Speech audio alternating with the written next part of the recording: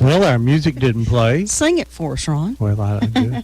Welcome to Old Town Cleveland here on Whoop FM 99.9, or you can go to the internet at www.whoopfm.com. You can call us here at 614-5553. Good morning, Debbie Moore. Tell me what's going on. Hey, Ron. The music might just start playing here in a minute. I don't know. I'll sing along if it does. This is live radio, and we're just used to just most anything happening. It is October the 31st, 2015. Happy Halloween to everyone. It's a dark, gloomy day, but I think that let's hope that the heavy rains hold off until we get all of our trick-or-treating in tonight. And, of course, this is the 28th annual, and Ron and I both remember when the block party started, the 28th annual Halloween night in downtown Cleveland. Usually 10,000 or more people are there. I know that there's a lot of activities going on. The Cleveland Mall's going to have trick-or-treating. Centenary Avenue is always an interesting place to take your children. So be out and be safe. A lot of the churches are doing the trunk-or-treat activities tonight. So visit a place of your choice and have a good, safe time. The block party will be from 5 to 10 p.m. There will be entertainment on the stage from 5 to 10 o'clock with Clark Beckham being the big entertainment at 8 o'clock tonight. The question that's always asked, when is the costume contest, and that will be at 5 p.m. at the post office annex.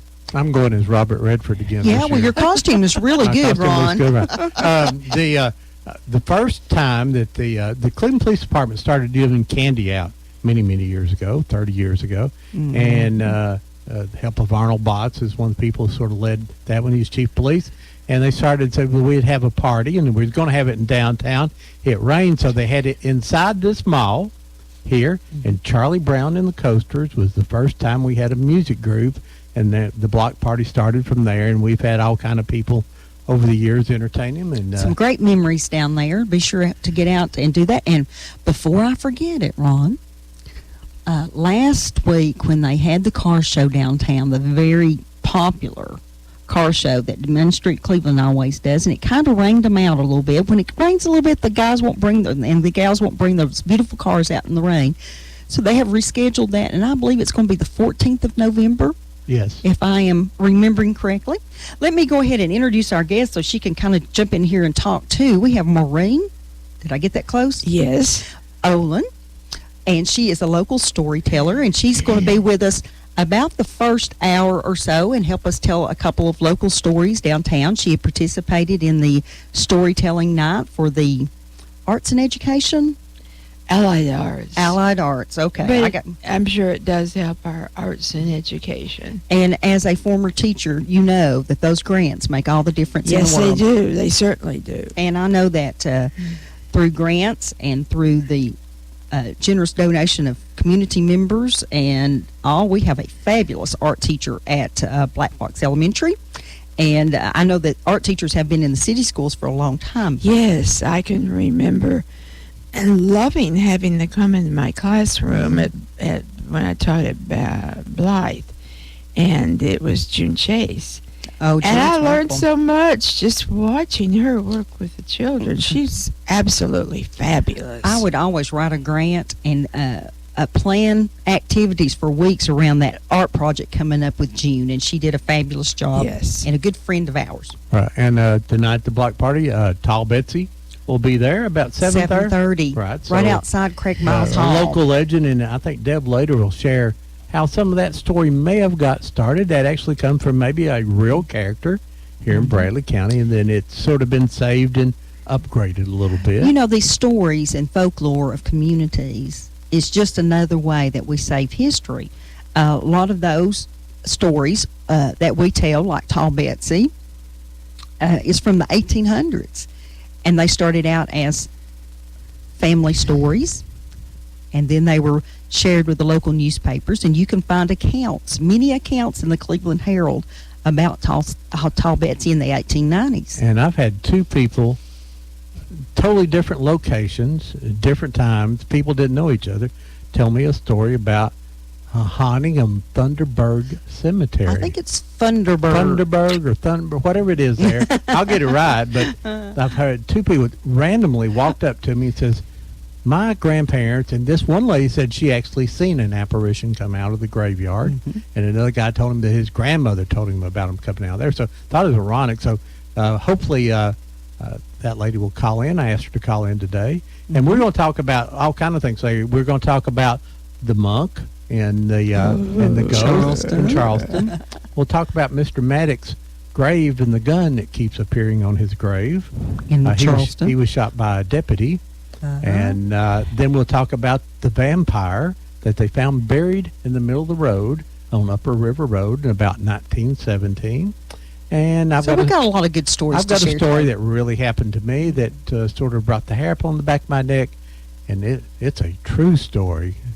I was there. And I won't embellish much. We Not know much, better than but that. you got to make it a little juicier than what the facts were. But, We need to mention that Fro will be playing tonight at Pokey's, and so if you're looking for a little adult entertainment, that would be the place for you to go and have a good time. I believe the village also. I mean, not the village. It's not the shopping center anymore. The Bradley Square Bradley Square Mall. Mall has some activities. So if there's a lot of rain and your kids doesn't like the noise or the crowds, there's a huge crowd up there too. So We went there last year after we went both. So you can do that. And of course, Centenary Avenue always has very interesting.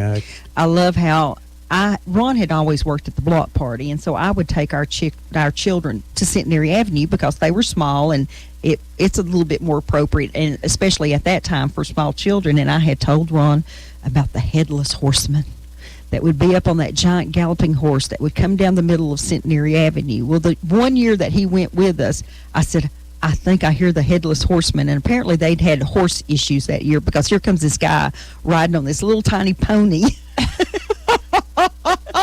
Not too scary. It wasn't very scary, and he wasn't real impressed with the headless horseman. It was the pony boy. Maureen, you're the Maureen. Did I get it right? Yes. All right.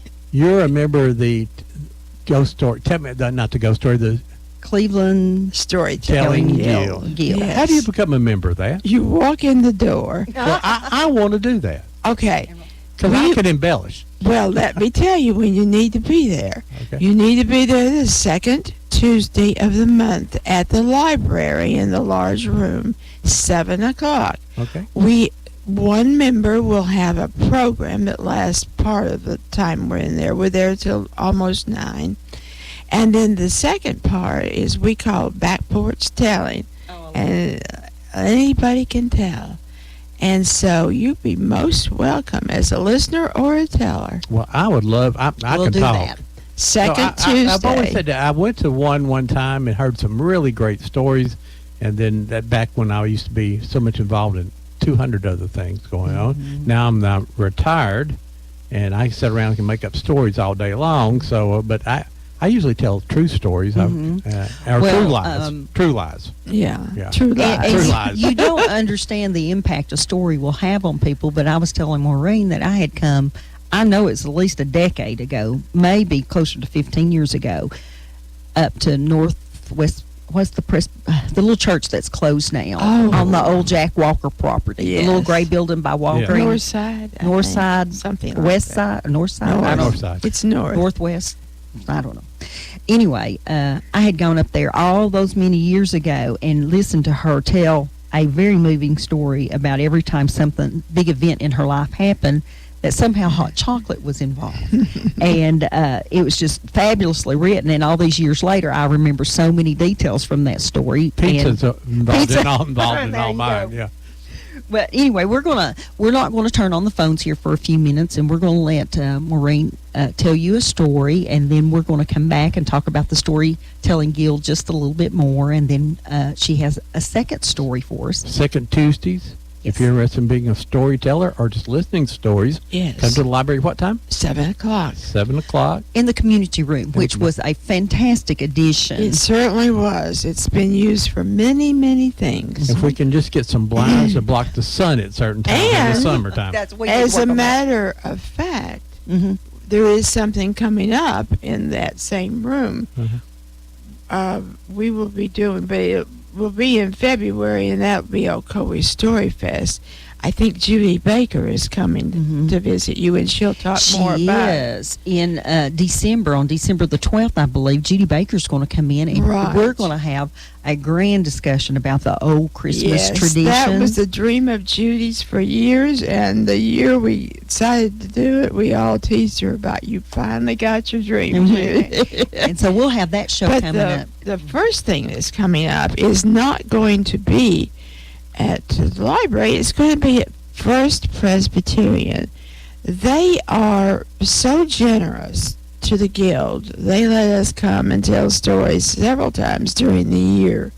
And the first one will be Celebration. The Celebration is special because local guilds all over the world actually tell in and around Thanksgiving. It started out, you always told the weekend before Thanksgiving, but we have a member of the Guild who has a very special job during Christmas and cannot attend at that time, so we set it back. So ours We will know be, that jolly I old fella. know you do, but Saturday, November the 14th at 7 o'clock at First Presbyterian. Some of the local tellers will be telling their favorite stories, and there is no fee. We do have a basket, of course, for donations, but there is no fee to come. And you can just sit for probably hours, a couple hours, and hear Yes, stories. about an hour and a half. I we believe I usually- went to that one year, folks, and it is definitely worth your time and energy to go, and that would be at 7 p.m. at First Presbyterian. Now, is First Presbyterian is the old church on Coy Street? First me. Presbyterian. That was good, wasn't it? Yes, that's The parking lot is just across from the parking lot of St. Luke's, yes, and they have that lovely new addition. And that it's would be perfect. First Presbyterian, and it was so appropriate when the United Daughters of the Confederacy honored me with a national award for the Confederate history book that I wrote here locally. They hosted it inside that church, and it really was very appropriate and very moving to be there for that occasion, because that church indeed was there during the Civil War. Well, Maureen, you said you have some stories for us here, so share a story with us here this Okay. morning, and like I say, if you have a small child who thinks he wants to get into politics, he needs to learn to do storytelling, does he not? So, Well, Your guild it's could get not into- quite the same, but Watch maybe. Ron, he throws these curveballs at you. do not politicians tell stories? Well, I didn't say. I think they do a Okay. lot. Stories don't have to mean lies always now. They just have No, to be. and I think I started earlier saying that this is a way that we preserve our history. Yeah, it is. Well, the only way some of our history will be saved, and That's it gets right. embellished and everything. But, it gives you a basis of a lot of things going on, like some of the stories I'll tell today. Yes. Well, Maureen? when I talk to young children, I tell them that we've always made up stories to explain things. So when I start telling, they're called pourquoi or pourquoi stories, and they're the why stories, why certain things happen. So if I talk to them about, I have a favorite called How the Stars Came to Be, I'm sure to tell them that this was one of these stories. Long ago, people didn't know how we have our universe and how it came to be and so forth. So they would make up. And this is a wonderful story that kids like. But the one I'm going to tell you today actually was told recently. We have Cleveland Myth and Folklore 2 nights. And we recently had these the last Monday and Tuesday. But unfortunately, both nights were rainy, and we had to tell all of our stories inside. We didn't do any of our usual tours. They're on the outside. Well, my story was set to be inside, so I was okay. But it's a brand new story. We had 2 new stories. Those of you that come and love it and you think, well, I've heard all this, need to come back, because we try to find new stories every year. Well, I was really moved by the fact that Pete Vanderpool was saying that he helps each year with a mausoleum story. And he said one year it was told from the mother's Yes, viewpoint, I and did one tell year it that it was way. told from the community viewpoint. But it's been told 5 or 6 different ways. So you can take the same facts and generate a new Oh, yeah. story. That's a very interesting one. What? The phone was ringing. Well, it shouldn't be, but we'll We'll try. answer it. Good morning. You're live in Old Town Cleveland. Good morning, Ronnie Dale. Hey there, Bullet. It was a good night for Brady in Cleveland last night. It sure was.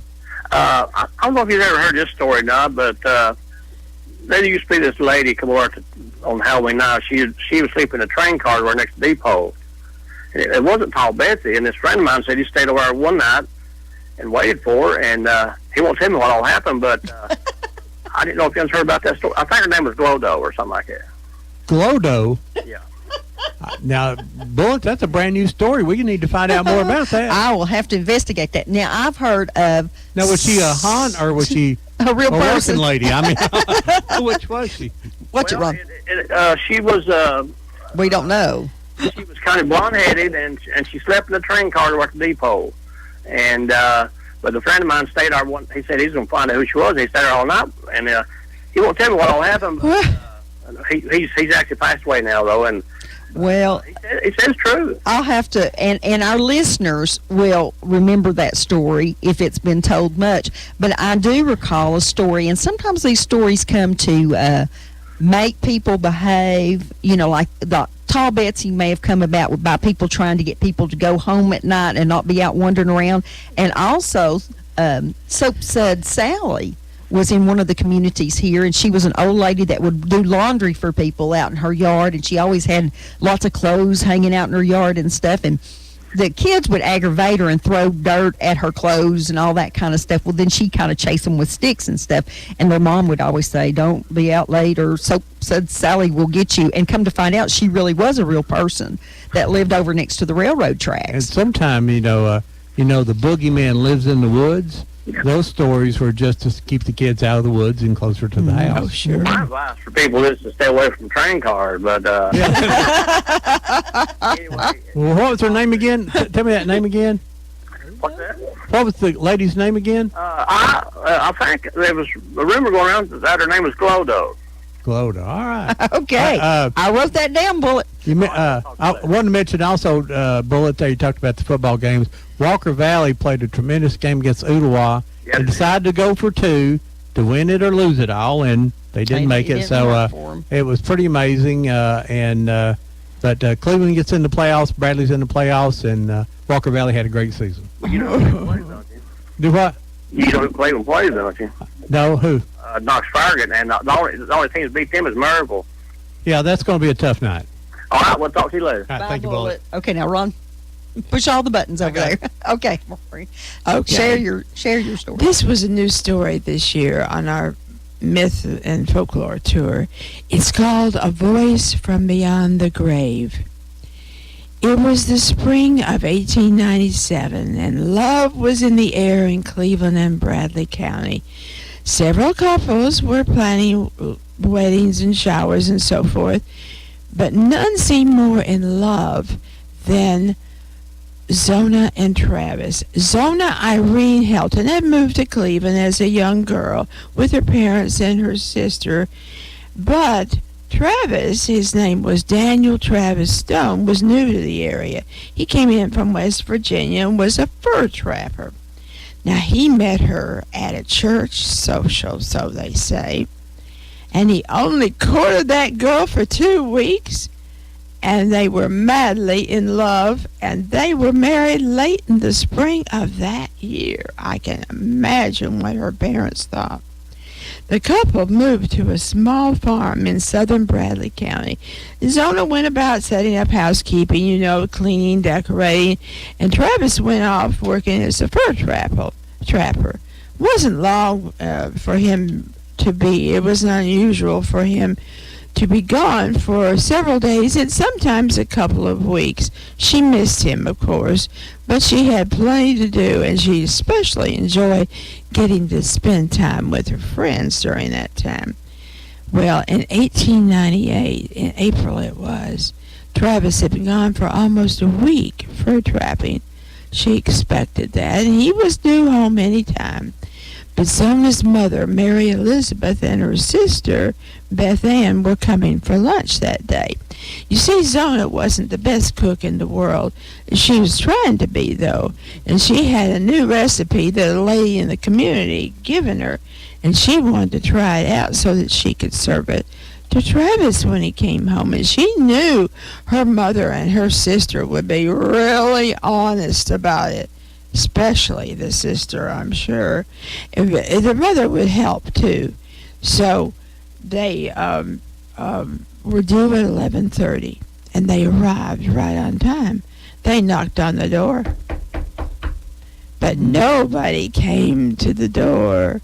And they knocked again, but nobody came to the door. They went around back to see if she was back there. Nobody came. As they were walking around on the other side of the house, they passed a big picture window type. They looked in, and much to their horror, there on the floor was the lifeless body of Zona. Mary Elizabeth said, "Go, Beth Ann, go get the doctor and get some help. I'm going to go in and see what I can do." She rushed into the house. The house wasn't locked. She ran over to her daughter. She knelt down on the floor, and she tried to bring her back, but it was no use. Zona was dead.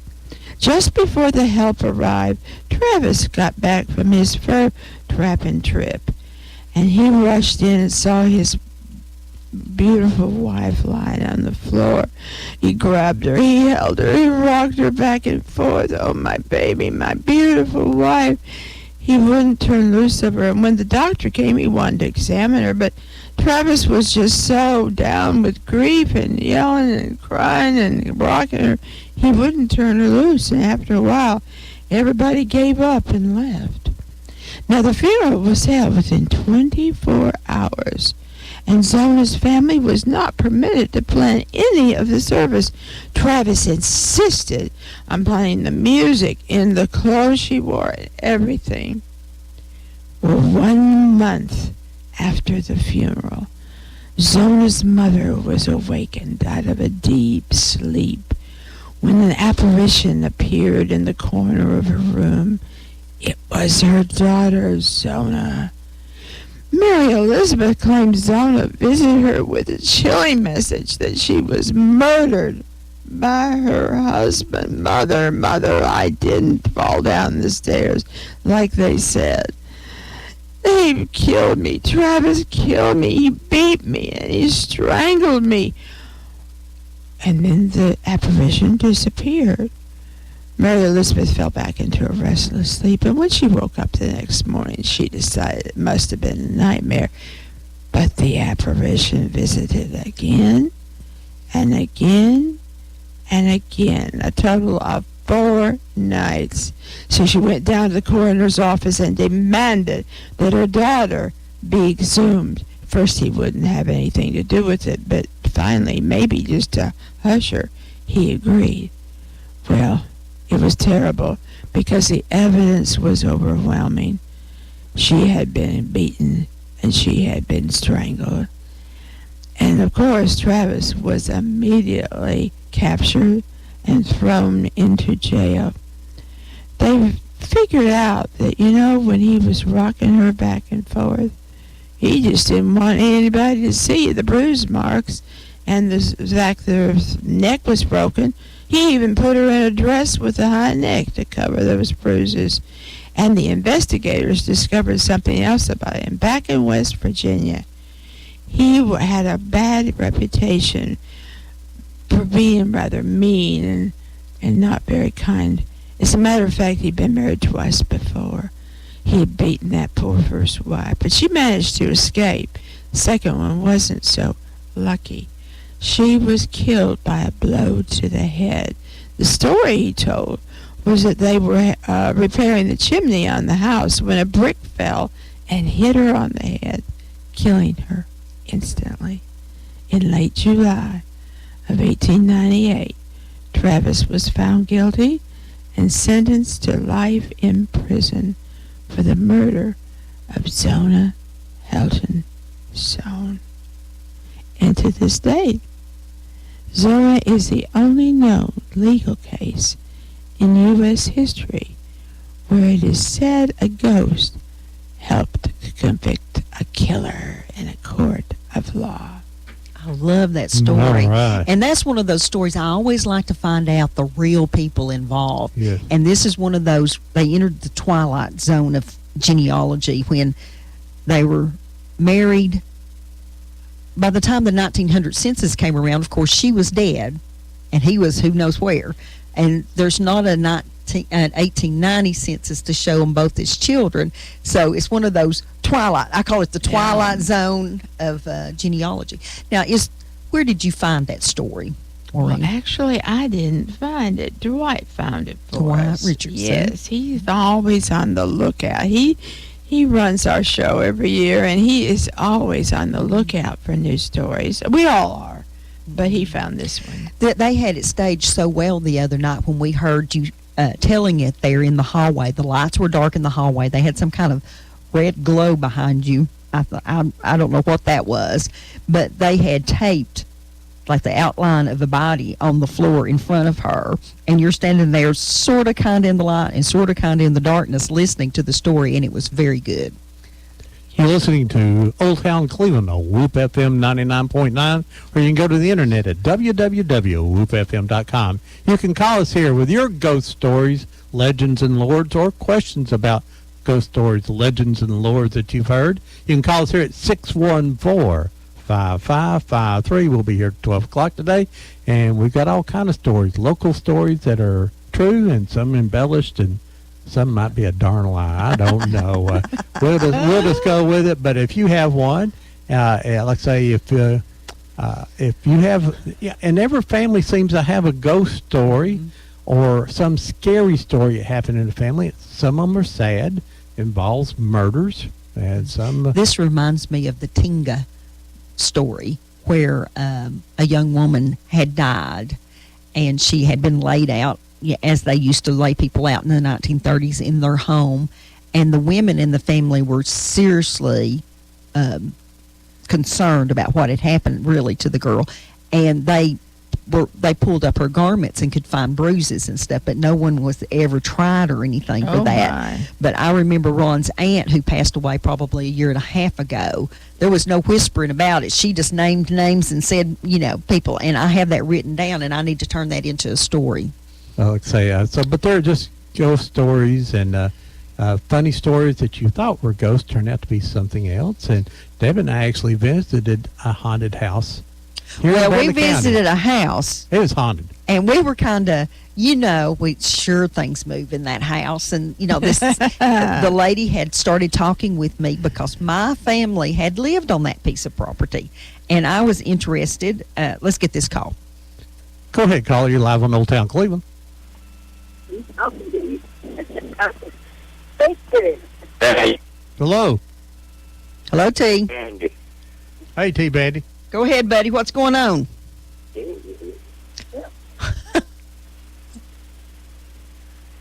Hey, T. Call us back. T will figure out how to use them new cell phones one of these days. But anyway, we had gone to visit this house because it had been a house and a piece of property out of my family. Now, let's try this again, T. Good morning. You're live on Old Town Cleveland. Yeah, this is T. Hey, there T. you are. What's going on, buddy? I've got a fish truck that's supposed to be here this morning. Oh, boy. Well, at least All right. it's not hot today. 11 o'clock. So if you need fish for your ponds or lakes, don't call T. Just go down by the Southeastern Tennessee Farmers Cooperative and pick you up some fish. Bradley Farmers Co-op. Whatever you want to call it. I still call it Bradley Farmers Co-op, too. All right, Mr. T. Good luck. I hope you sell out. Now, we used to live in a haunted house up there at Athens, Well, what makes you think it was haunted? between Athens and Iota. There was one of them rooms in that old house that was haunted. What did it do, T? This woman in this white would walk up behind you and put her arms around you from behind. And I'd say you didn't go in. several times. I'd say you didn't go in that room very often. Was that during your drinking days? That's when I was a teenager. Oh, okay. Just before your drinking days.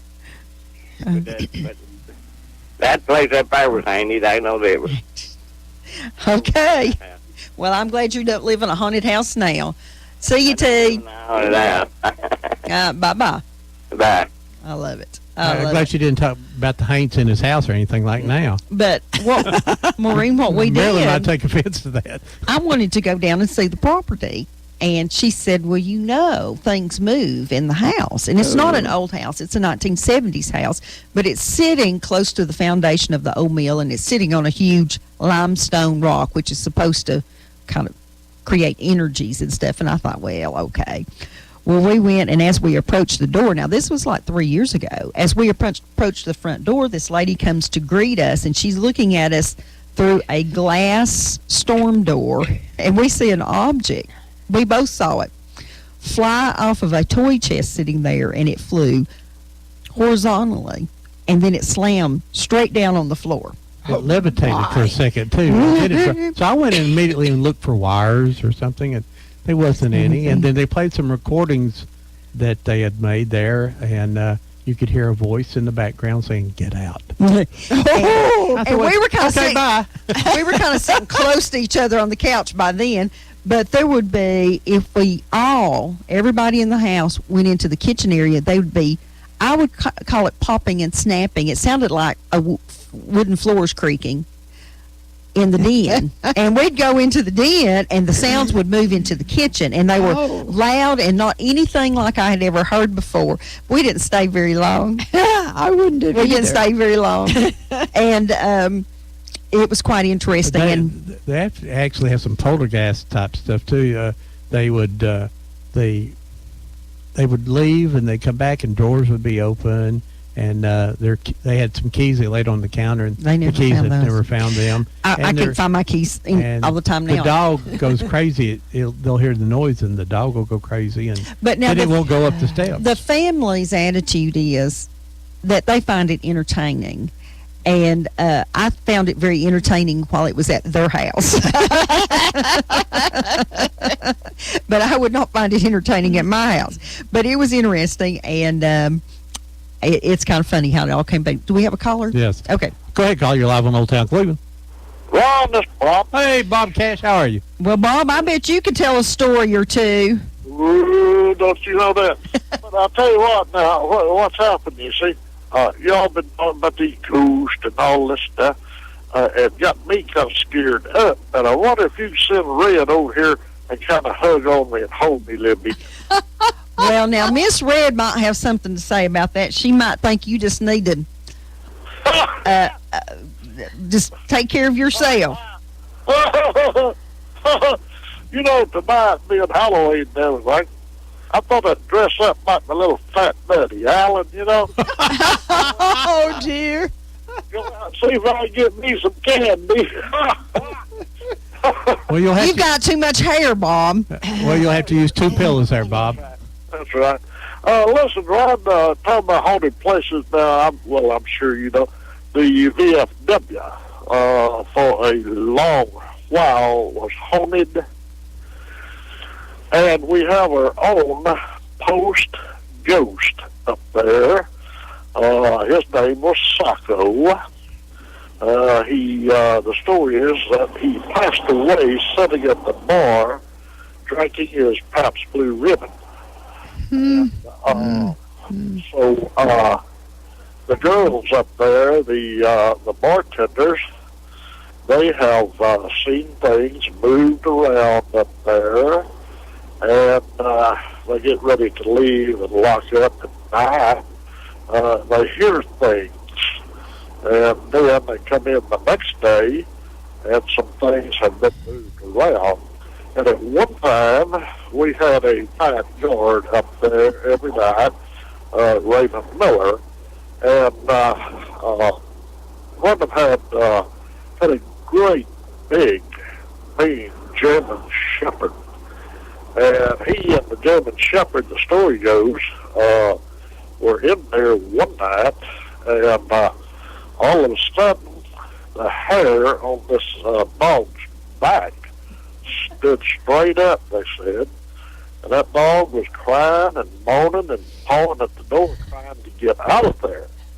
So, and there was a shot fired. The hole is still in the wall over there today.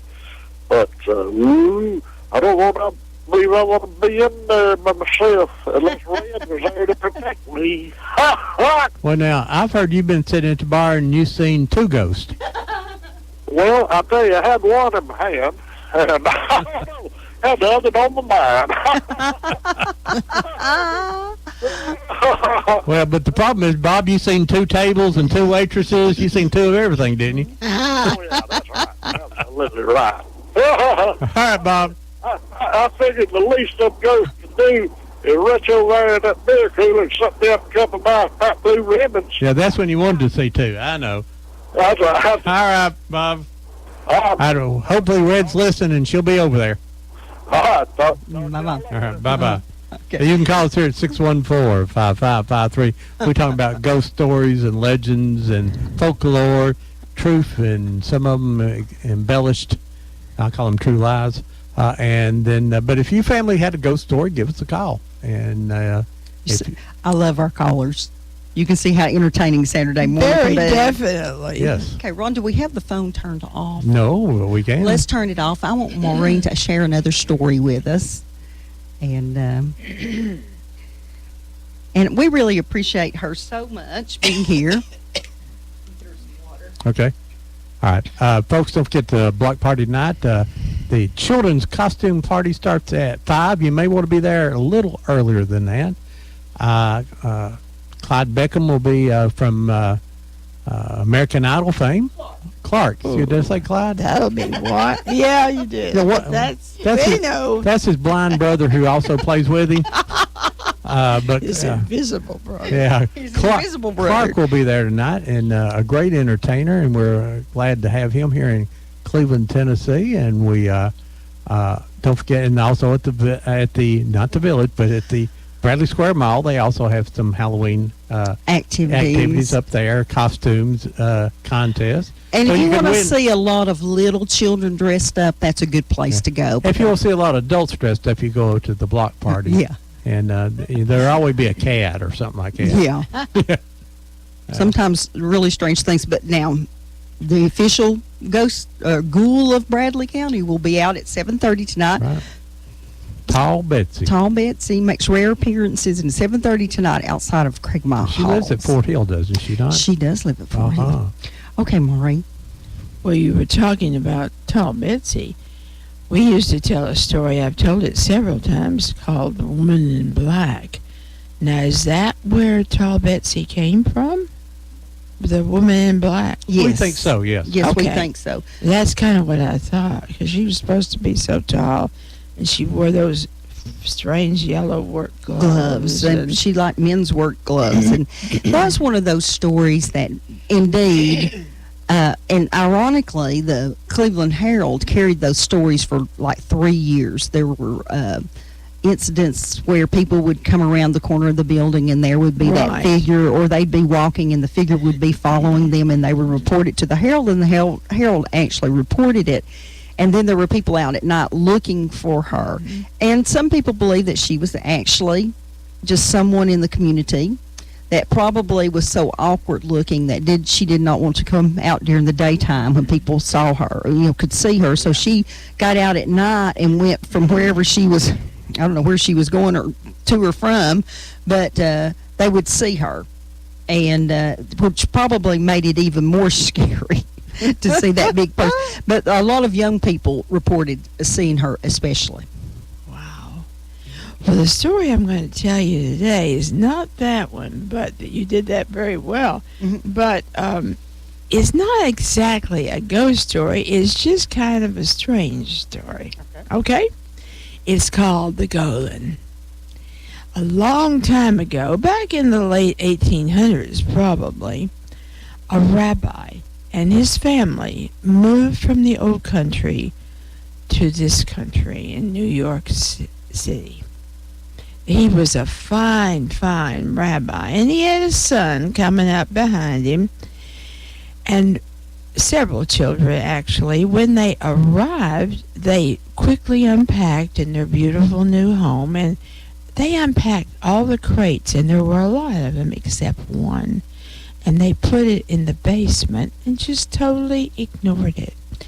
Now, the rabbi went about his business, was very good, trained his son to be a rabbi because he knew somebody had to follow in his footsteps. So when the time came and he died, his son took over. He was an excellent rabbi, but he never married, so he never had children. So he knew he better find somebody, and he found a young apprentice, brought him in, and taught him how to be a rabbi, so that when he died, the young apprentice took over. Now, the young apprentice decided he wanted to change the way the house looked. After all, it was his house now. So he started remodeling, redecorating, cleaning, doing all those things that you do. Excuse me. I was having quite a time this morning. But when he got to the basement, that was all that was left. And the only thing down there was that crate. So he decided to open it and see what was inside. Excuse me just a minute. Well, that's strange. Maybe all these ghost stories are getting to me. Anyway, he opened up the crate, and on the inside was the statue of the ugliest man he had ever seen. The statue was in a sitting position, with his hand up to his face or something. He thought, well, that's the weirdest thing I've ever seen. But in the lid of the crate, there was a rolled-up piece of paper.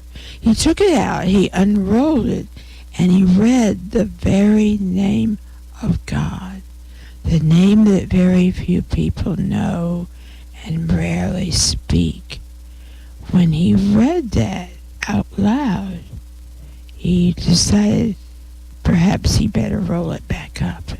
So he rolled it back up and put it in the ear of the statue, meaning to take both of them upstairs at the same time.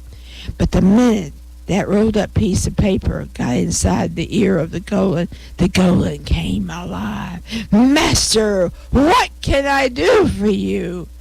What do you mean? I am here to serve you. Let me do something for you. What would you have me do? Well, said the young man, why don't you clean up the basement? As quick as a wink, he had the basement all cleaned up. Now, master, what can I do for you? Well, you could be cleaning up the upstairs if you wanted to, even though it didn't need a whole lot. As quick as a flash, he was back. I've done that. What shall I do for you now? Well, the young man picked him up and shook him, and I'm getting my story confused. I'm sorry. The young man once again tried to put the paper in his ear, and the golem picked him up. It would be hard to pick up the golem and shake him. The golem picked him up and shook him, and said, No, I like being alive. My whole goal in life is to take care of you, to do things for you. What can I do? The young man thought, I am in big trouble here, and I don't know what I'm going to do. He said, I'll tell you what, go outside and trim the lawn, trim the hedges, pull the weeds, do all that, thinking it would take a while. It didn't, not very long, and the young man saw the golem coming back. He thought, what am I going to do? And the golem said, I am finished. What should I do next? And he said, you can re-roof the house and paint it. And then he took off as fast as he could down the street. Now, there was an old retired rabbi that lived down the street, banged on that door and said, please, I'm in trouble. Let me in. Well, the rabbi let him in and told him, as soon as he heard the story, he said, you have messed with something you should not have messed with. For the golem's whole goal on this earth is to serve you, and he will serve you until you die. Just about then, there was a banging on the door, and we all know who it was. They opened the door. The Golan came in. What else can I do for you, oh master? All I want to do is serve you. The young man once again tried to put the piece of paper in the Golan's ear, but it didn't work. This time the Golan picked him up and banged his head on the ceiling. I like being alive. But the old rabbi spoke up, and he said, Golan, down the street in the park at the end of the block, my 6 grandchildren are playing. Go down there, sit down, and answer all their questions. 1 hour and 10,000 questions later, the Golan picked up the piece of paper and put it in his ear. And if you go to that park in New York City, you'll find that statue sitting there. I love it. I love it. Well, now, Maureen, let me ask you a where question. do you get this statue? Because we could use someone with a Well, those skills around here. When you were teaching 25 years in Cleveland City Schools, your last name was not Olin. No, it was Nichols. I was married to Alec Nichols. Who was a teacher at Cleveland State? Yes, he I believe, was. bless his heart, he was the first person that tried to get me to use a computer. Oh, was And he? it was such a foreign thing then, and I thought, this will never It last. took up half the building, though. It took up half the building, yes. yes. You know that. And, go ahead. But anyway, that's my memory of your husband. Well, Very he nice gentleman. actually got himself into a situation. He loved doing what he did, but you're right. It was a huge computer. They used those cards back then, and Cleveland decided to do the voting by computer. Ron It was was- the commissioner then. Let me tell you, I was furious. And the reason it was graduation night for Cleveland High School. And our son was graduating, and his father had to leave partway through the graduation to get over to Cleveland State to see about the voting. I was most unhappy with the city that year. Well, let me tell you a story. This is a true story, really happened. How's that? The true story really happened. You got to put those two things together, right? Okay. Yes. That's the convince us and convince us again. convinces. I worked as a reserve officer for the sheriff's department, and I usually patrolled on Sunday nights. And it was about this time of year, maybe a couple weeks before Halloween, though. And a family reported that their loved one had been missing for several weeks, and they expected foul play. So myself and a couple other officers went to where the gentleman lived. He lived on a side of a little ridge that looked over a long, long valley here in Bradley County. I won't mention the names or locations because the family still lives here, but it was a long valley, and there's a ridge over on the west side, and this guy lived right on the bottom of the east side. Little road run right along the edge there, a creek down through there, and it was getting a little dark. I mean, just still we could see. And we discovered the body up in a holler in a holler there behind the man's house, and he was dead, of course, and had been dead for some time, it appeared. And he had on a pair of boots, a pair of blue jeans, and his shirt was now missing, and half his rib cage was gone. And then his head was still there, but apparently the animals and the creatures in the area had a feast on his body. And so this, you go, so it's pretty scary, and a little fog is starting to drift in now. And so we are going around looking for clues, and we found a shovel that we thought might have been used and maybe hit the man. And then we looked around, and so we had to call the detectives out, and we're going around taking pictures and all the things you have to do. The coroner has to come out. The coroner comes out, examining. No doubt the body was dead, but the coroner still has to come out and make that proclamation he's dead. The ambulance crew is sitting there, which will transport the body. And so they got down in the little ravine there where he was, and back up in the holler. And they laid out the body bag, and they put the body bag down, and they laid the man down into the body bag. And as they zipped it up all through the valley for miles, you could hear the dogs going, ooh, ooh, ooh, ooh. And then one would start, and then another one would start, and you could hear them farther away, and they echoed, and the fog got thicker, and the sun went down completely, and the hair on the back of my neck stood and jumped off. He came home and went, "Oh No, my!" probably, one thing finding a dead body. When you find a dead body, it's not really real. I mean, you look at it and it's like something out of the movies, as long as you don't have to touch it. But it's laying there, and you'll think, well, that's a prop. Yeah, You don't really, you don't. Or you're see, busy you doing don't what know- you need to If you do. don't know the person, it's not real. But this was so haunting. And those dogs were real, and so that was my haunted, wicked story that really happened to me. I love that story. It scared me. You scared? Were you scared? I was scared. Ron and I guess we'd been to Shiloh. We'd been somewhere on, we call them field trips, and we were coming back, and just out of curiosity, we wanted to go see the Bell Witch Cave. And so we went cross country. And when I'm talking cross country, folks, it's a 2-lane road. From Shiloh, definitely. It was just a long distance, and here we go, cross country. And it's that time of year. It was about this time of year, I guess, or a little bit earlier. And all of the tobacco barns were smoking. And so and the sun's going down, and we're really afraid that we're too late, but we were going to go anyway. So we were going, and when we got to where you turned to go to the Bell Witch Cave, there was a big sign that said closed on Tuesdays. Well, yes, it was Tuesday. So we thought, well, rats, we've missed it. So we drove downtown. I don't remember the name of the town. Adams, thank you.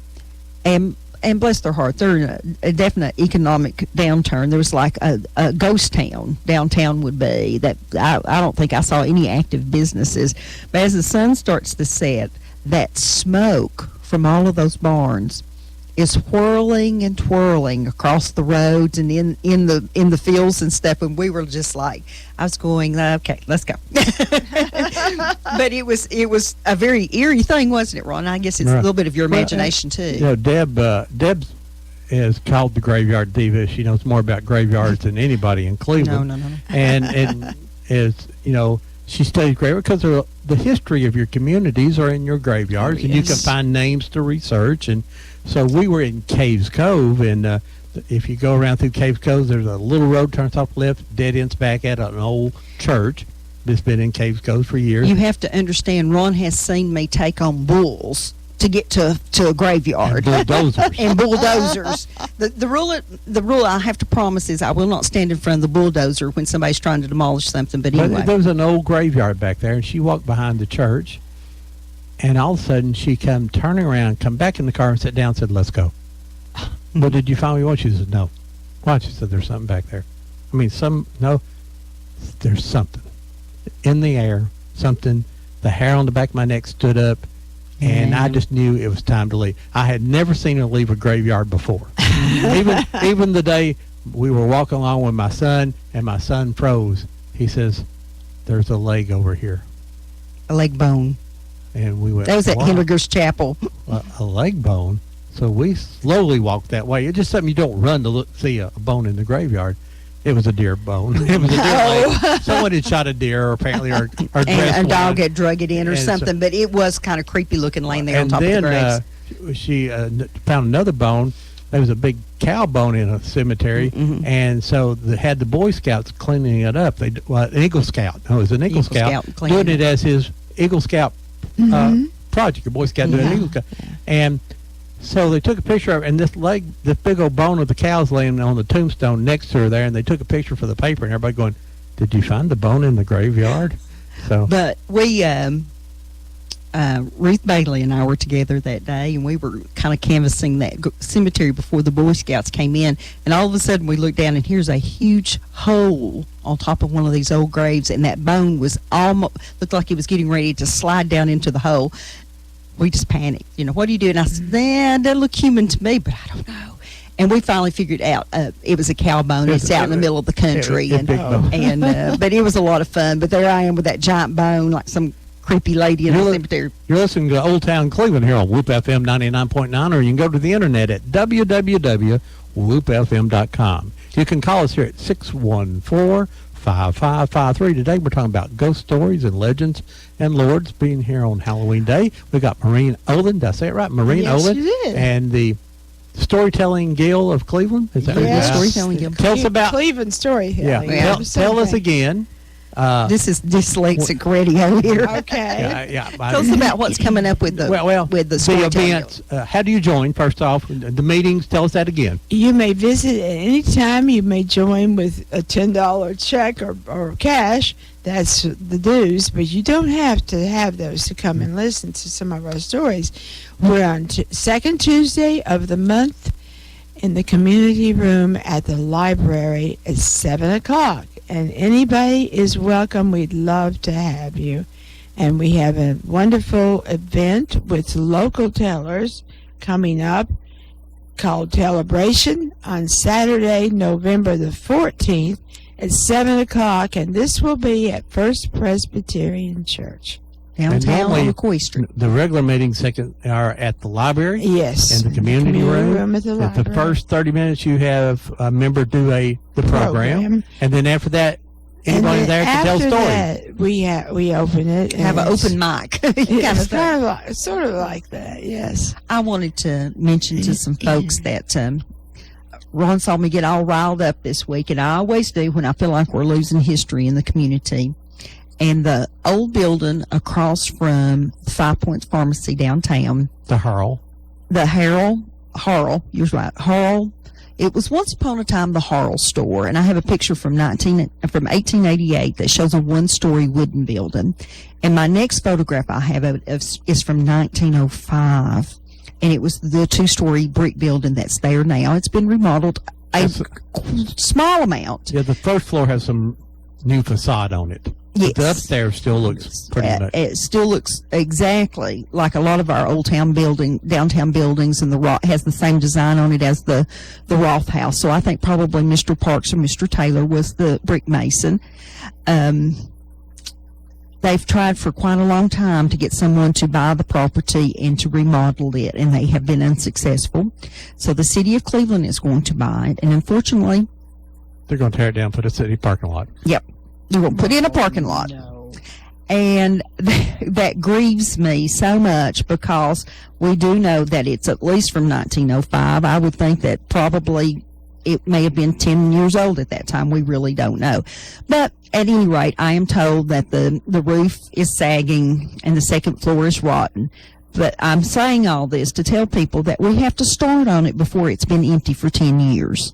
And you have to understand, a lot of these buildings are owned by private owners, and they don't have to do anything to it, and sometimes can't afford to do it. A few years ago, the Civil Defense and Fire Department there tried to buy it and couldn't come to agreement on the prices, and the building deteriorated, and now it's unsavable.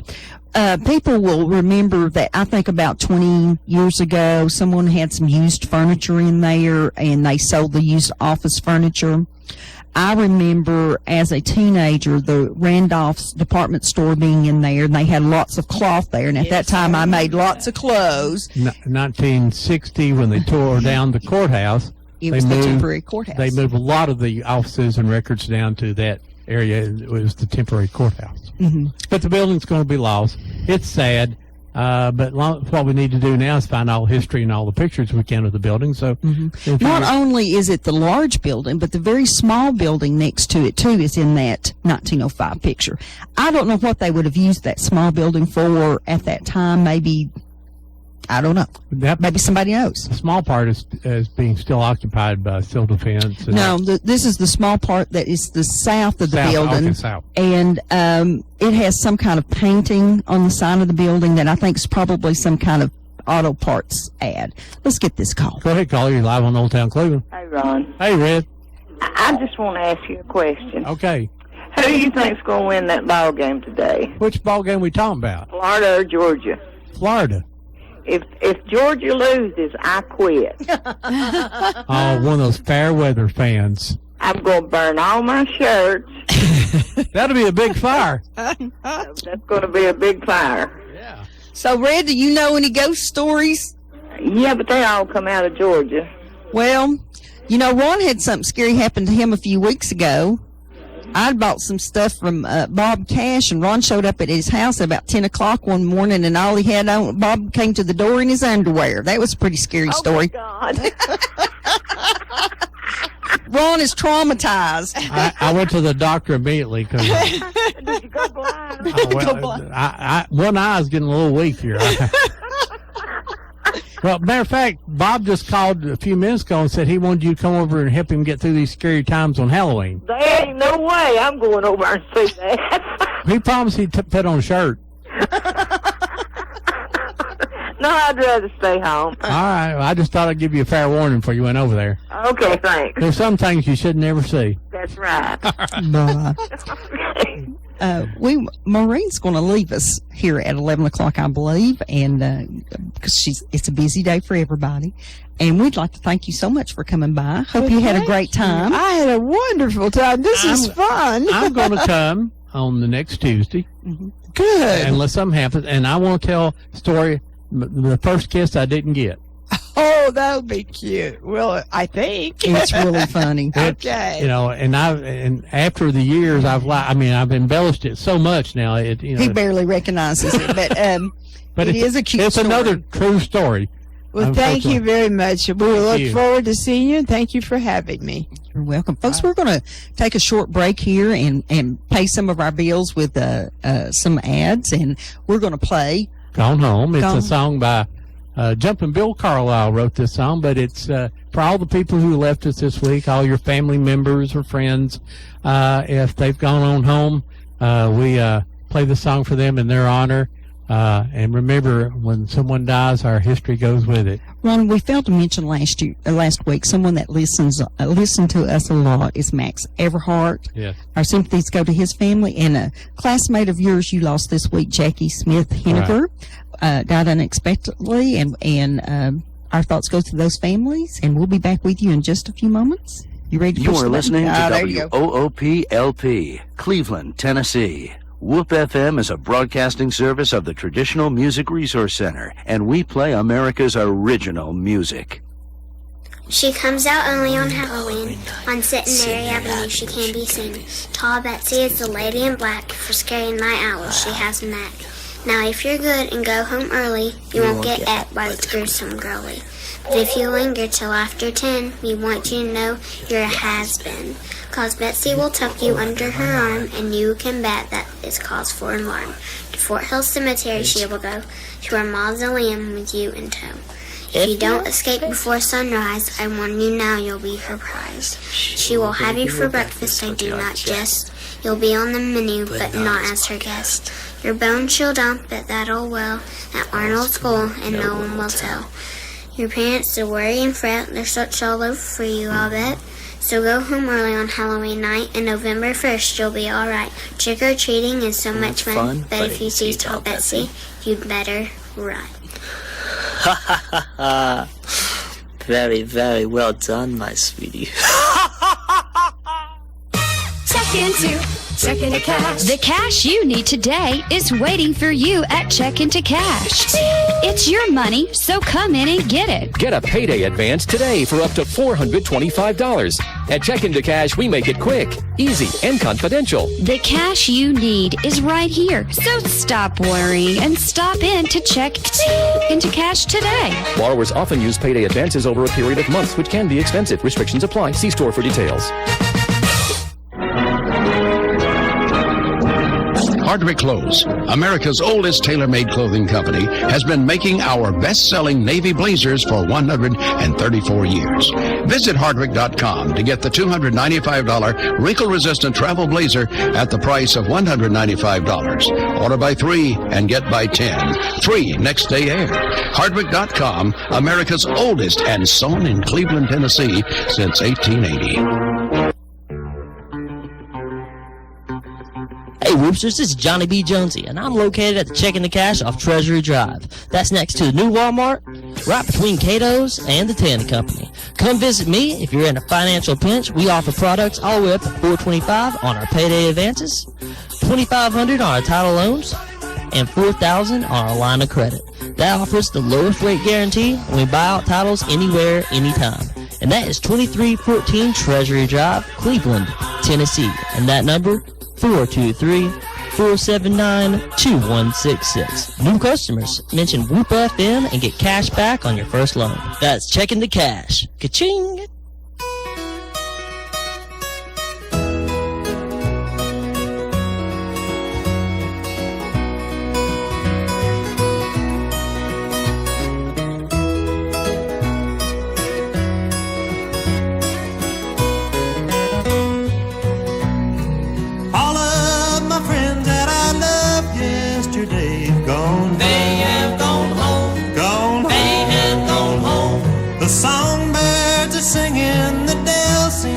Say, gone, they have gone home, gone, they have gone home.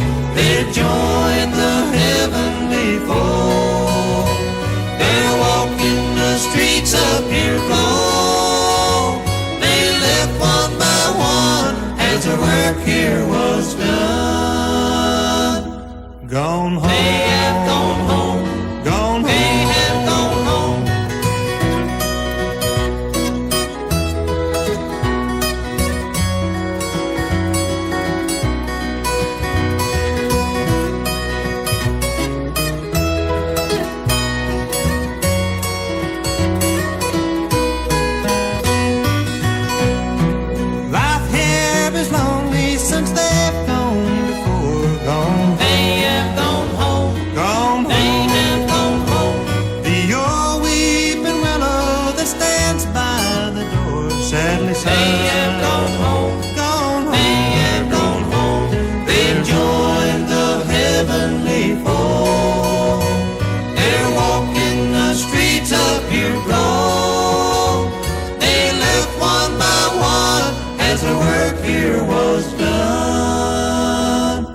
Gone home. They have gone home. Gone. They have gone home.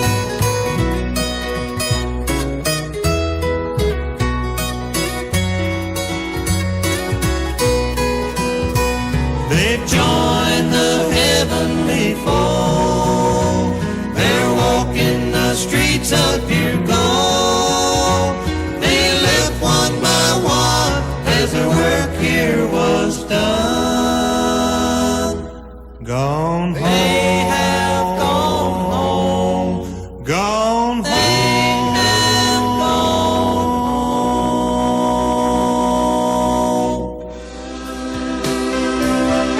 Where the old town goes.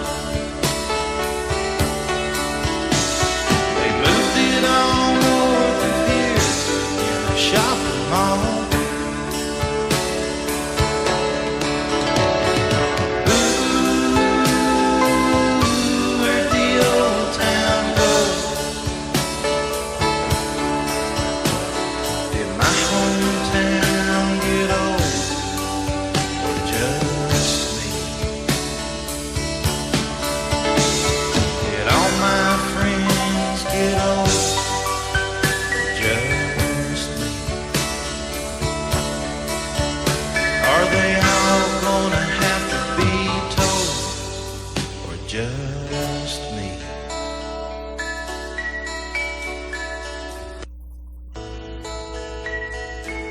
Welcome back to Old Town Cleveland here on Whoop FM 99.9, or you can go to the internet at www.whoopfm.com. You can call us here at 614-5553. We're talking about ghost stories and legends and lore here on this Halloween day. If you're on the internet right now, you'll see a picture of Deb and I at a block party here a few years ago. I believe that was the first year we did Old Town Cleveland. Yeah, so, Old Town Cleveland has aged us a lot.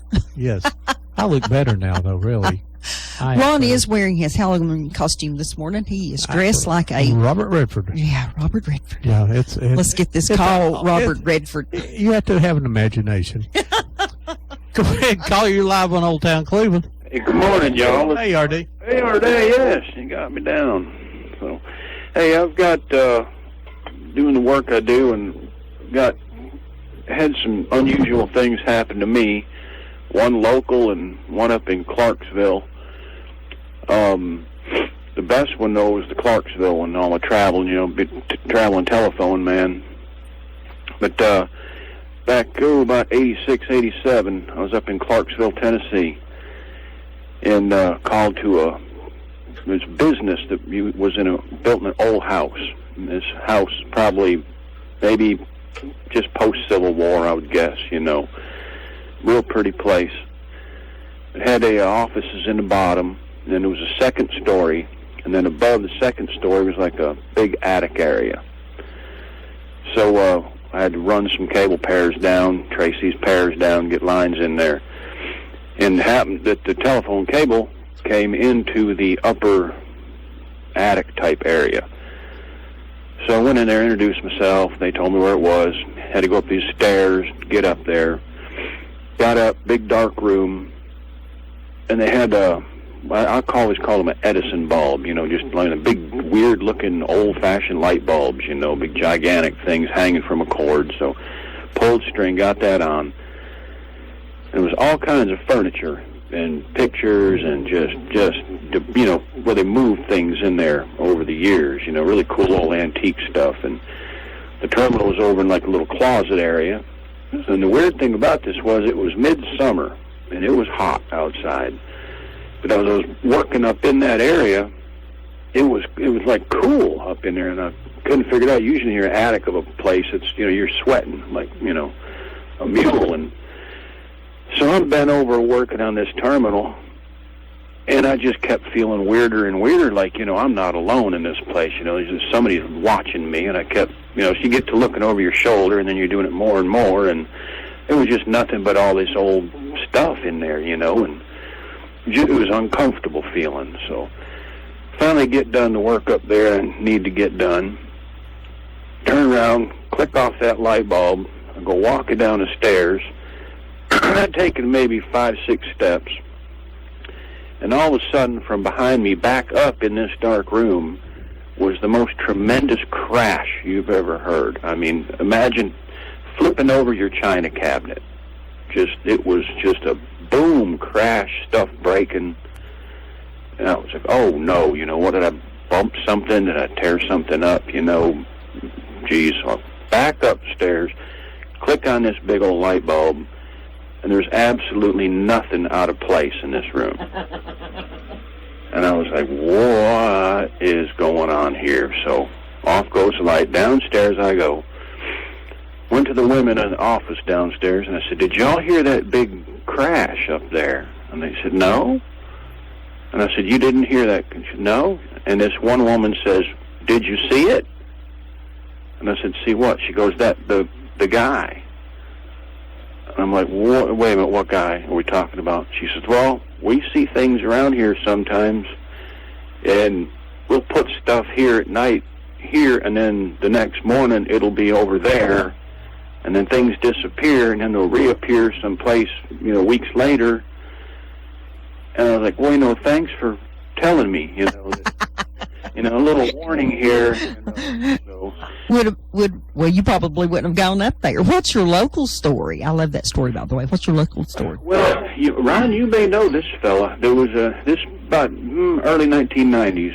There was a young police officer named Lawson up in Sweetwater area. His father was kind of well known around here, got involved in a few things. Anyway, I used to hunt with him, and we were groundhog hunting up there towards Sweetwater area. At someplace, is it called Head of the Creek or Head of the?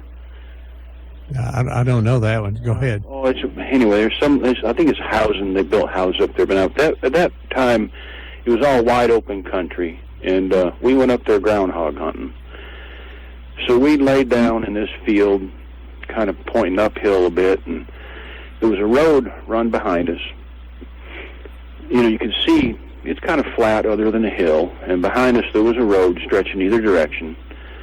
So we got field glasses, and, you know, we're groundhog hunting, so we are looking in all directions for groundhogs in this big field. And across the way there was an old house, looked like nobody lived in it for a while, about to fall down. And so, you know, we're taking shots of groundhogs, hitting some, missing some, and talking and blah, blah, blah, going on. But the point is, we're looking all around. This is a flat area, okay? You know, other than the hill we're looking up. So bang, take a shot, chit-chat, and turn around, and there is this guy standing there behind us. And where he come from and how he got there, we don't know. Because it was, like I said, we're looking for groundhogs, so people's not going to sneak up on us. But this guy was dressed in like an old-timey coat, shirt, hat type of thing, dirty-looking guy. And we turned around about, good Lord, where did you come from, mister, And he's looking up there where we're shooting, and he said, are you having any luck? And we're like, well, yeah, we've got a few. And he goes, oh, okay. So sit there a bit and, just not much being said. And we're like, just looking at each other like, where, who is this person and where did he come from? There's nothing around here. And we're looking all over for groundhogs, and how did he get here? So we looked back up. One of us took another shot at a hog up there, turned back around to tell this guy that we got one, and he was completely gone. He was not behind us. He was not on the road anywhere. He was just not there. And we were both like, where? Time to go. Who was that person, He couldn't have gone far in the minute it took us to take a shot and then turn back around. But he wasn't there.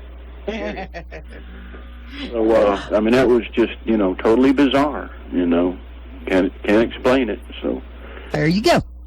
There you go. There it is. So. We keep hearing birds behind you. That might be the whistling in my head. I hear that all the time.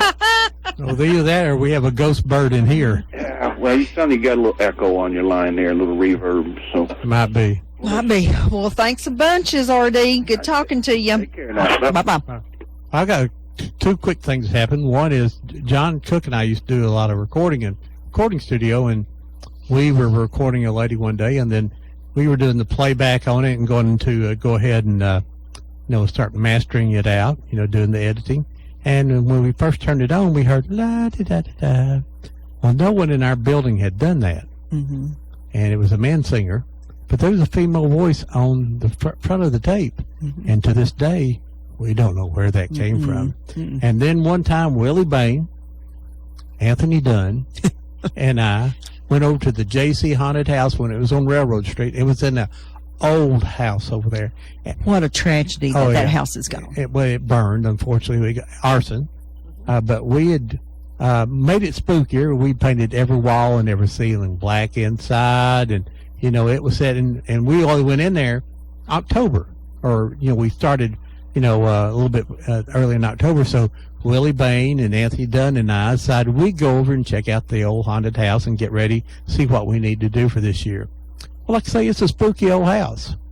And we walked up the old stairs, winding staircase, beautiful wooden staircase, and every step went, and we got up to the top, and we went into what was the dressing room where we kept all of our costumes.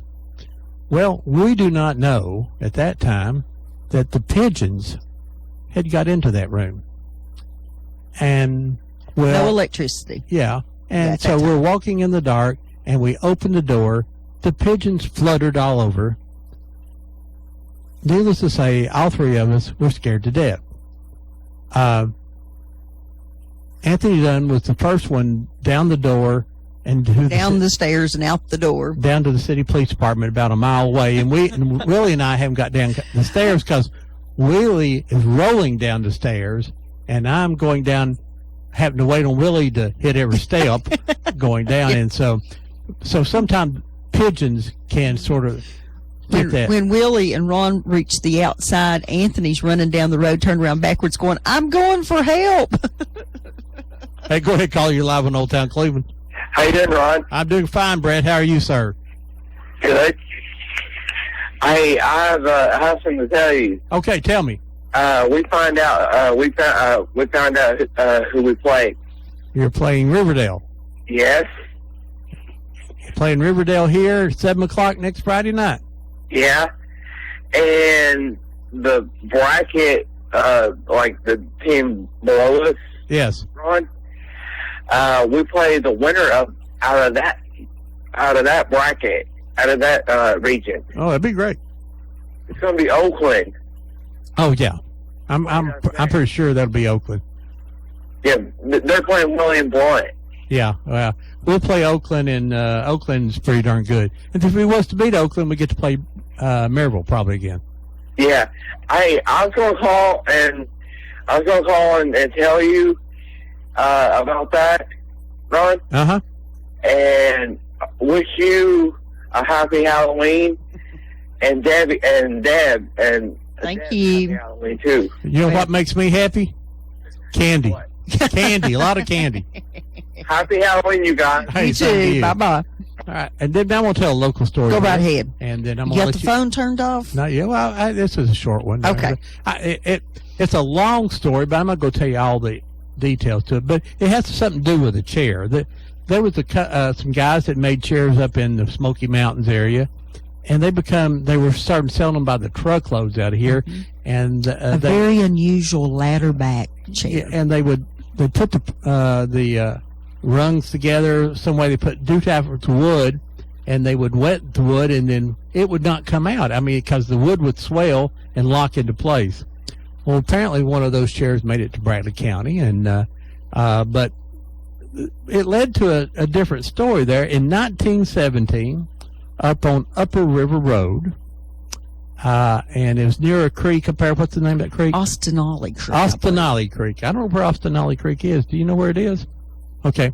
Well, Austinolly Creek, they were doing some road widening on Upper River Road. This is 1917, going to be an original road, probably an early road for the Cherokee, wouldn't you think, around the river? I would think that Around the River Road was probably just about in the same location as it was when the Cherokee Yes. lived here. So they were widening that road. Well, in the middle of the road, near Austinolly Creek, they found a woman sitting in a chair, and a stake had been driven through her heart.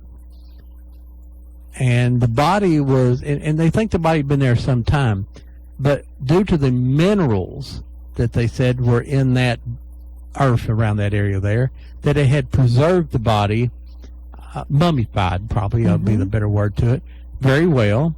And, then they started saying, the newspaper said it was in 1917, they had found a vampire sitting upright in a chair underneath the road there. Well, there was a lady that lived up in that area who believed owned a set of those chairs.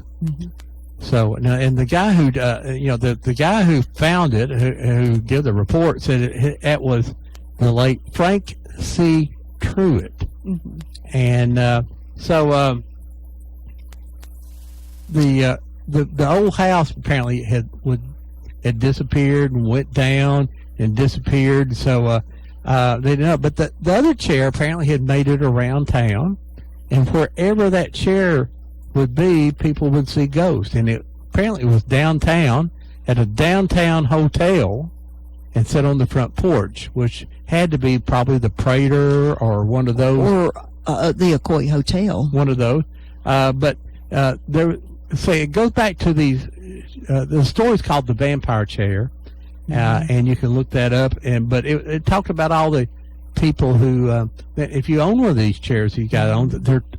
Today they're truly antiques, valuable chairs. The legend that goes with it is that you could sit down in the chair and it would grab you and would not turn loose until you bled, and once your blood hit the floor, it would turn loose of you. She had those two chairs sitting on her porch. One of them disappeared the same time she did, and they found the body later, is the story. Right, under the road.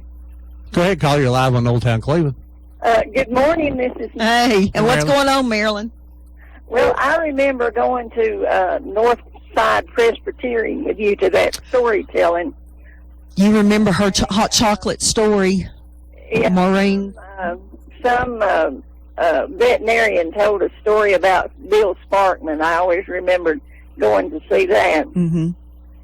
And I guess my best ghost story is T and I went to Spring Creek Methodist Church cemetery up in McMinn County, back in the woods, and it was a hot day, and we drove back this little shady road, and we stayed out of the car a few minutes. We got back in the car, and we drove maybe 2 car lengths and looked at each other and went, "It's awfully cool in this car," and we didn't have the air conditioner on. And Tita's vows to this day that there was a ghost rode out of there. I'm surprised your favorite ghost story is not when you and I went to the cemetery in Isabella. I was sitting home one day and it was raining, and I called Marilyn up, and it was a gloomy sort of day on a Sunday afternoon, and I said, I want to go to Isabella and find our great whatever grandpa's grave. And bless her heart, she couldn't say no, so she went with me. And we went up there, and we had my daughter with me at the time, and Ashley was just 2 or 3 years old, and we had her a fake weed eater so she could play in the cemeteries while I did cemetery investigations and stuff. Well, we finally find the cemetery, and it's not next to the old beautiful church, but it's way out in the country. And of course, it was next to Ducktown, and it looked like Boot Hill, didn't it? It was just a big, almost a circular mound out in this flat area, and there was very little grass and stuff there. When we first came into the cemetery, we saw a car sitting there. We circled the entire area, and we didn't see anyone. And we said, well, that'd be fine, whatever. And so we went over on the opposite side where we had seen that car and parked, and we got out, and we're looking for the Bandy grave. We're looking. And all of a sudden, a man appeared in the cemetery. And he looked like the guy out of Back to the Future with the wild white hair. And he's standing way at the top of the hill looking at us. Well, Marilyn grabs my daughter and is trying to get her back to the car.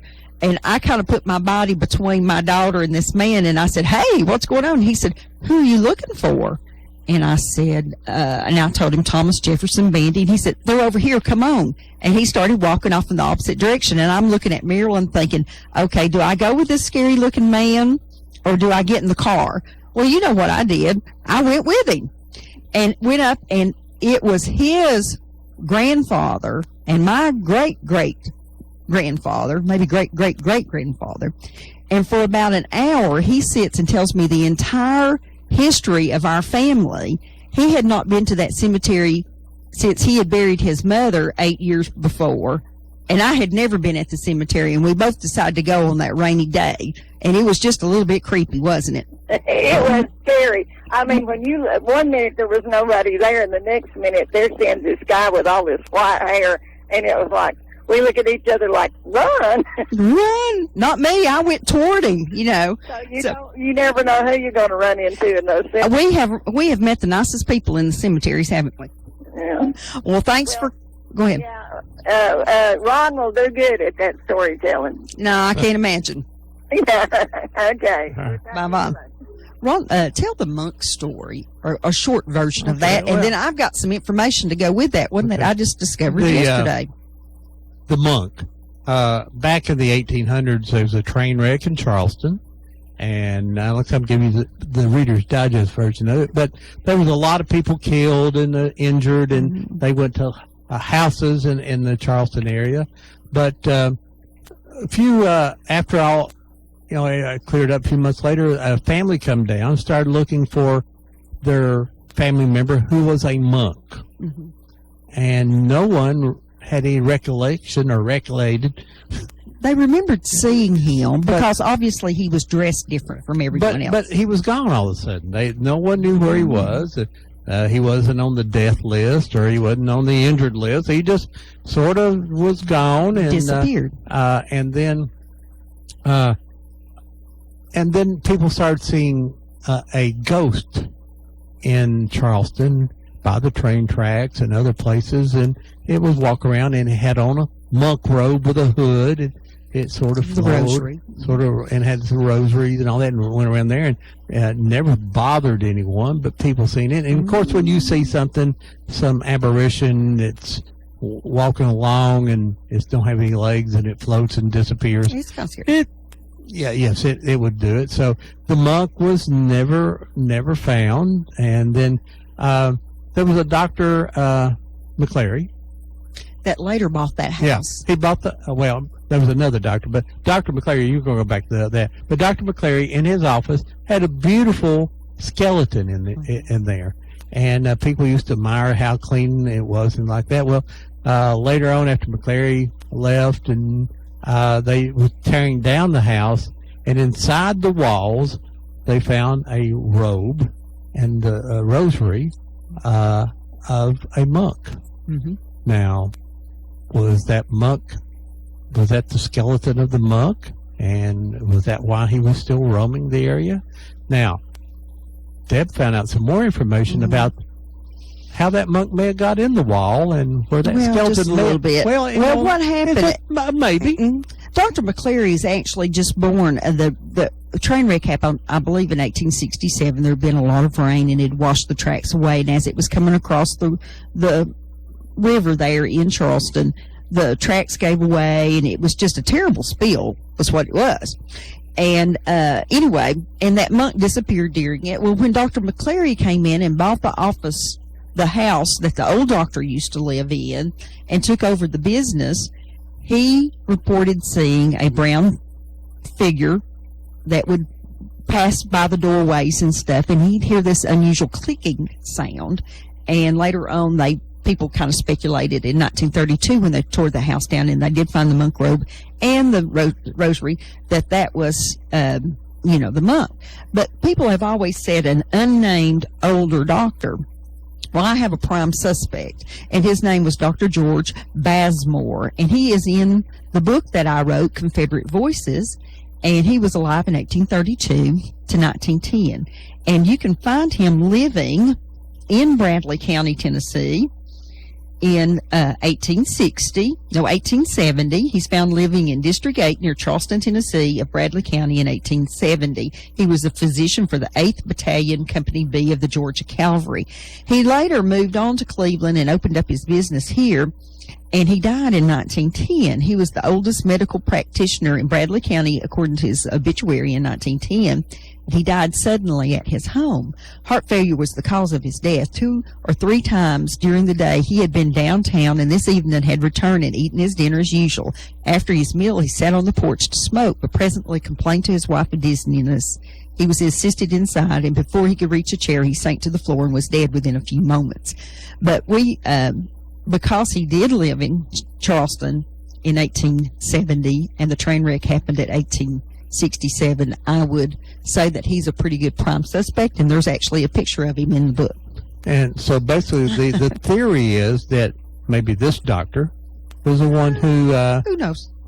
The body may have died, and he may have taken the bones for his very prized. Yeah.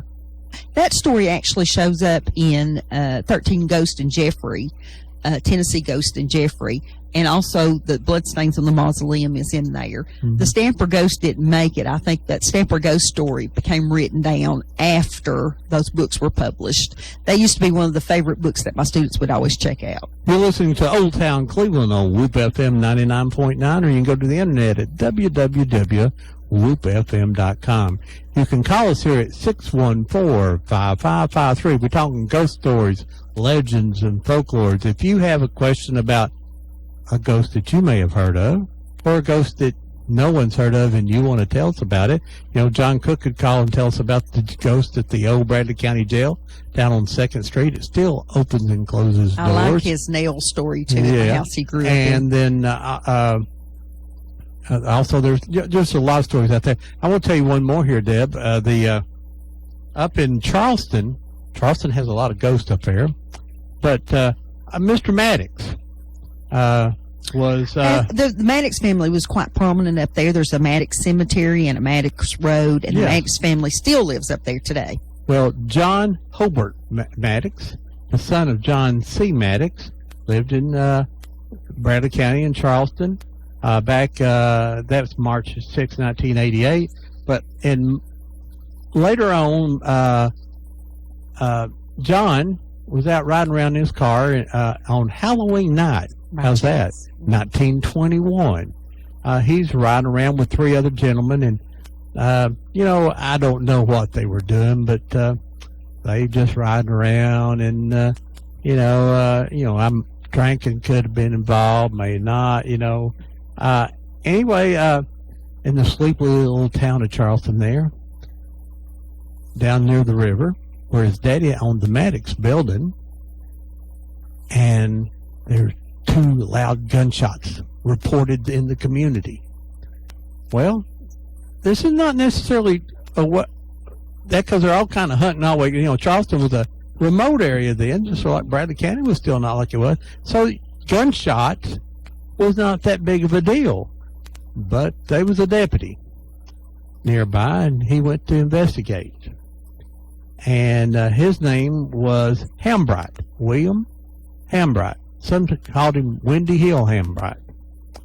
And he was the deputy, and he walked up to the car there where they were sitting and started asking them what they were doing and did they shoot that. And John basically said, well, if we did, what you going to do about it? Mm-hmm. Well, Windy Hill said, I'm going to put you in jail. So there was a little argument that started going, and next thing you know, Hambright done shot him. Mm-hmm. And then Hambright gets scared and run off. He's the deputy, and Maddox chases him, and they went into a bar up there, and I can't remember the name of the bar, but they ran into the bar, and finally Mr. Maddox died. So he's buried there in the Charleston Cemetery.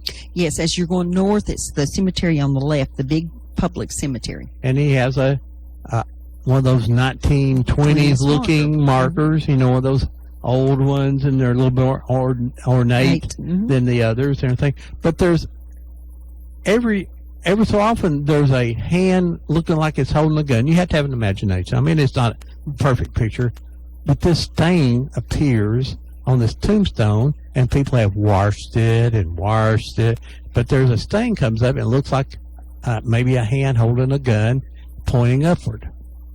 Now, is this it's there. Now, does it mean that there's a ghost involved, or does it just happen to be the chemicals in that stone? Mm-hmm. Same thing maybe down at Craig Miles down here, is that the blood stain may just be a ore that was in that set of marble that has red in it. Is it blood of Nina Craig Miles? Well, some people believe it is. Blood from that family. And is this a gun print on Mr. Maddox's grave? In fact, we ran into Mr. Maddox's relatives the other day, a relative here. And that was asking about that story. And there's another Maddox cemetery in Charleston. You can't. It's sort of grown up and harder to get to now because it's near the Olin plant. So, but if you think so, there's another little thing that says, is this true or is it folklore? But yes, there is some time of So if you go to look, the last time I was up there, it just looked like a tombstone to me. But if you're curious and you want to look at his tombstone, if you go to the very northern end of the cemetery and look at the tombstones that are real close to that road, about midway of the cemetery, you will probably run into the Maddox family and find that tombstone.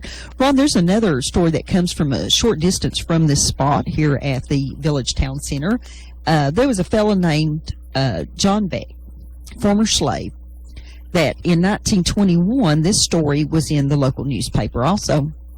And his name was John Beck, and he lived just over here on Harrison Pike, where you turn to West Side Drive, and they called it the Gravel Bank Road then. Mm-hmm. And it seemed for several weeks the family, which consisted of Beck and his two daughters, were tormented by an evil spirit or haunting. The Beck family reported the spirit would sometimes appear, and it would throw heated rocks into the house, even with the doors and windows tightly secured. One of the girls in the family reported being struck by one of the hot rocks. However, a local physician examined her and indicated that she was suffering from mental superstition. She crazy, he said. People from all races went to the house to search for the spirit. Some folks visited the shack during the daytime and others at night. One visitor reported seeing the haint, enter the house through the keyhole in the form of a flying ant, and he was knocked down by the evil spirit. Other visitors reported the evil spirit was coming from a black cat that was seen in the area. A conjurer from Chattanooga named Old Aunt Dinah visited the shack and stated that if it was a haint, she would be powerless to drive it away, but if it was an evil spirit, she'd be able to conjure it and make it leave. No report was ever given to the success or failure of Old Aunt Dinah's attempt to rid the family of the spirits. Some in the community speculated that the girls wanted to move into town and had made up the stories. Others believed the family's stories. A short time later, the Beck family left to escape the torment of the evil spirit. That was in the Cleveland Daily Banner in October 21st, 1921. And I did look in the 1920 local census, and I did find John Beck. He was an African-American man. They listed his street address as a country road. I thought that was hilarious. And he lived in the 4th District, and he actually did have 2 young girls living with him. One was 17 years old and one was 6 years old. And so that's the Beck family troubles. A favorite of mine comes not from Bradley County, but it comes from Henry County. Paris. Yeah, Tennessee. Paris, Henry County. The Weekly reported the following story. An outstanding citizen was walking through a local graveyard one evening. He observed a ghost following him. He drew his pistol and fired, and the ghost disappeared into the darkness. The next morning, the body of a fine hog was found in the cemetery at the exact spot the ghost had been seen and shot. The outstanding citizen was required for paying for the killing of the hog. He reported that he would never again shoot another ghost. It was far too expensive. Well, Deb, while you're sitting here telling these stories, they've been a white light dancing around out in the lobby, and then it just went from this corner over here to this corner. I'm going, I don't know, babe, but there's a cold air hit the back of my neck, and the hair is moving back here, so... It's old age, Ron. Yeah, it may be just, I want you to tell the tall Betsy, or the stories or the legends maybe behind that here in just a minute. You can call us here at 614-5553 if you have a ghost story and you would like to share it with us. We'd love to hear it. If you know about the headless horseman that rode through Cleveland, we don't know about it. We want to hear those type things. Don't forget the Halloween block party is tonight, sponsored by the Main Street Cleveland and a lot of other sponsors too. Clark Beckham, not Clyde, that's his brother. Clark Beckham was on American Idol. Will be here tonight, and he'll be the main entertainment at 7:30. Tall Betsy will make a rare appearance into our community. 7:30. The contest, the children's costume contest, starts at 5. You may want to be there a few minutes early and get registered. There are prizes. I don't know what they are. And there'll be food booths, and, of course, M&M's Treat Street is over there. Great thing.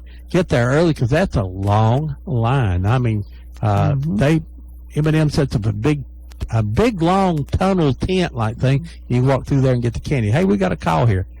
Go ahead. You're live on Old Town Cleveland. Hey, we have Valley Grass at Birchwood tonight. Valley Grass. All right. Sounds good. What time's the activities start out there? 7 o'clock. 7 o'clock. Yes, and we're supposed to dress up, so I don't know what. I've got on my Robert Redford outfit, but, some people haven't got it today. Right. Yeah.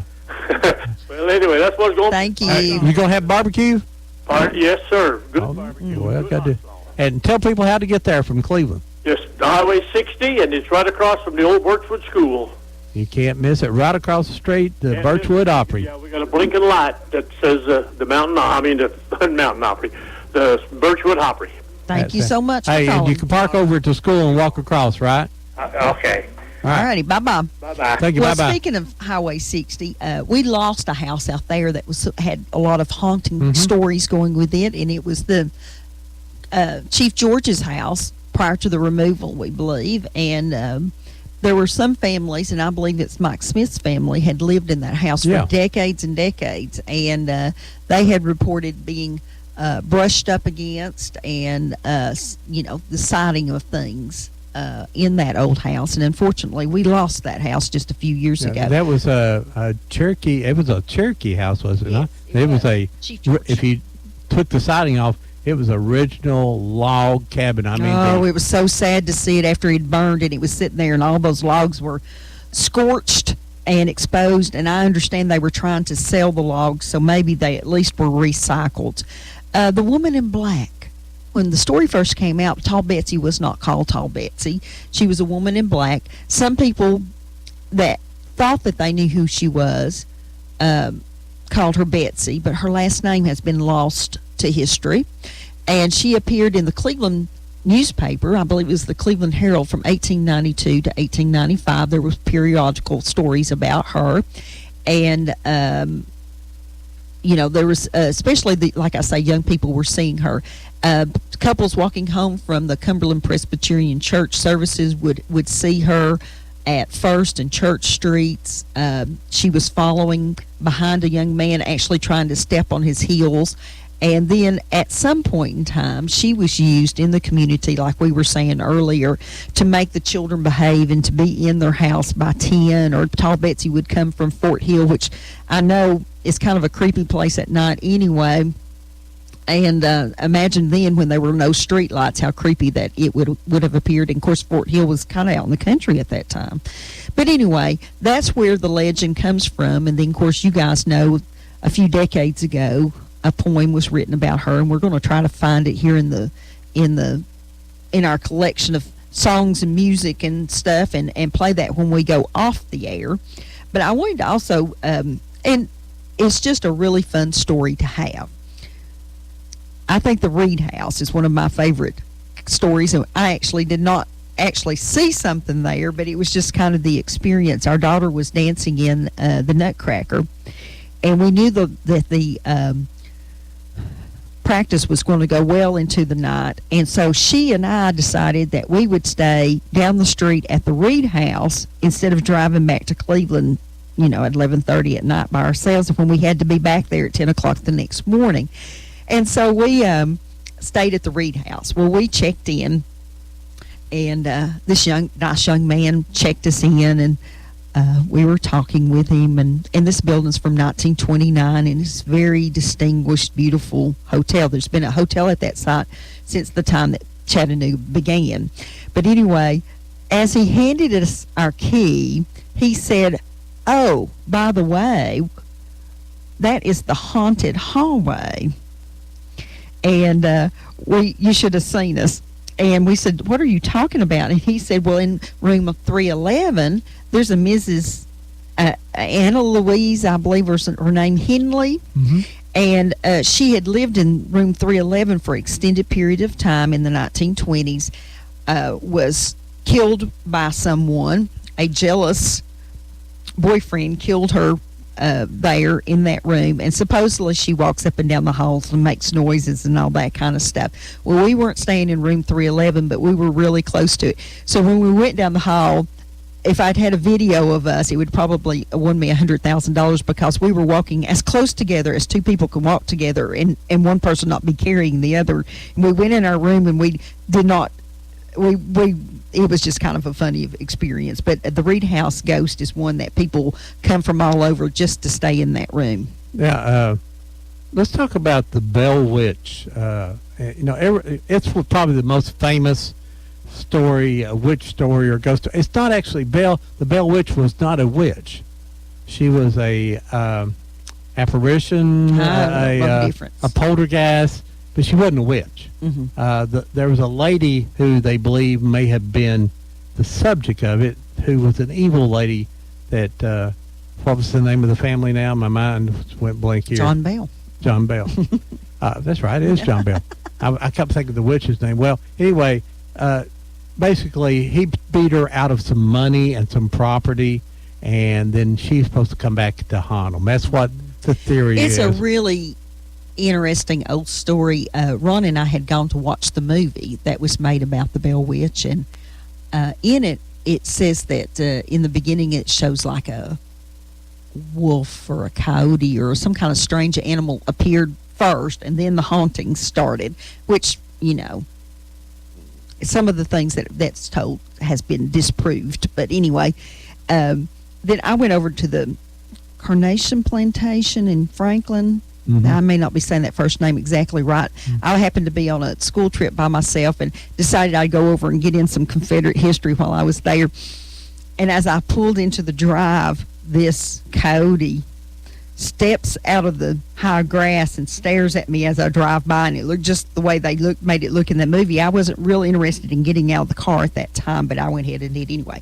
Ron, my favorite story coming out of Bradley County, it comes from the community known as Sugar Creek, and that area is down on Hughes Lake Road near the Georgia line. and it involves old Doc Cochran. And old Doc Cochran lived from 1850 to 1932, and he served as a physician for many generations to the folks that lived in or near Sugar Creek. And he was often seen going about the area in his buggy, tending to the sick folks and delivering babies and setting broken bones. His horse's trot had a very distinct rhythm to it, and the folks in the area knew the doctor was passing by, even if they didn't see him, because they'd hear the clip, clip, clop, clip, clip, clop of his horse. And a young man by the name of Isaac Campbell Wooden would often tell of an encounter he had with old Doc Cochran one very cold evening. It seems that Mr. Wooden had gone, as my dad would have called it, courting. And when he left her home, the gray clouds hung around the full moon, and the night was silent and spooky and very chilly. And he heard off in the distance that very familiar sound of Doc Cochran's horse and buggy. He stood silently on the side of the road for a friendly old doctor to give him a ride on the way home. And after a few minutes, he was able to make out the image of Dr. Cochran and the buggy as it sped along the country road. He stepped to the edge of the road and waved wildly and yelled at the familiar horse and buggy. The doctor could clearly be seen just staring straight ahead into the darkness. The buggy sped past the baffled young man, and he thought how odd it was that his old friend had passed him by, and how strange and unusual the friendly old fellow had looked that evening. Then he froze in his tracks because he suddenly remembered that they had buried Doc Cochran just 2 weeks earlier in the Sugar Creek Cemetery. Wow. Go ahead, you're live on Old Town Cleveland. Yes, you got time for one more little story? Oh, go ahead. Who is this? That's George Powell. Hey, Go ahead, George, go ahead. We got, where I was born and raised there on North Ocoee, I bought all the houses finally over the years, but I grew up there. And one of them was empty at the time, and I had some of the firemen that I'd worked with at the fire hall had bought some of this sophisticated equipment to listen for ghosts and monitor it. Stuff like you see on TV where they go listening, you know, and you see all that stuff. So he asked me to have any houses empty, older houses. And I said, well, yes, as a matter of fact, I do. It just became empty, and the lady had said she'd been hearing some voices. Well, I don't know where she might have been a little E48 or not, but anyway, they came over one Saturday night, going to stay all night, and set up all that equipment in the dining room. The house was empty. So before I went to bed, I went down there about 2 o'clock and in the morning, and they had all this equipment set up, and it's dark in there. And I walked in, and they told me, said, you hear that, don't you? And I said, yes, what is it? And I kept listening. They said, it's not in this house. It's in the next house, the gray house beside it. And I got to listening. It was a little bit weak because it was in the other house. And I got to listen, and I recognized the voice from when I was a kid. There was a gentleman that lived there that used to drink quite a bit of whiskey. And that sounded just like him, you know. I can remember as a kid, he'd get out there and fussing with his wife and hollering and carrying on, and that was that voice from back in the early 50s. And my daughter had lived in that house one time there when she was between houses, and it was empty. She'd moved in, her and her family, and they had told me they kept hearing things, and things were happening there. So all of this went together, and I guess it proves they're ghosts. Did they ever see anything, or was it just hearing the voices? The voices is all I heard, because you could hear it on this equipment that the guys brought and set up. I love it. I love it. It was the house next door there. Now, is that house still standing? Oh, yes. It's got a family in it now. I hope they don't hear this. Yeah, you just lost a renter. Well, that's I it. love that story. A lot of those popular TV shows out there called Ghost Hunters, Ghost Adventures. There are 2 or 3 others, and a lot of times they hear, they hear voices. Sometimes you hear them without the audio equipment. They just, and that's got to be spooky, sitting in a house and you hear a voice and there's no one in there. but I recognize the voice. That's really strange. Mr. Murphy, and it sounded like somebody that might have been drank too much that night. Well, now, are you talking about? Did you drink too much that night and hear the voices, or? No, I was not drinking. I was not drinking, but Mr. Murphy used to drink a lot. Yeah. In fact, he and my father would sometimes sit up and drink a little together. Yeah. So, Yep. That's a really good story, George. I'm so glad. And we need to have you on the show sometime.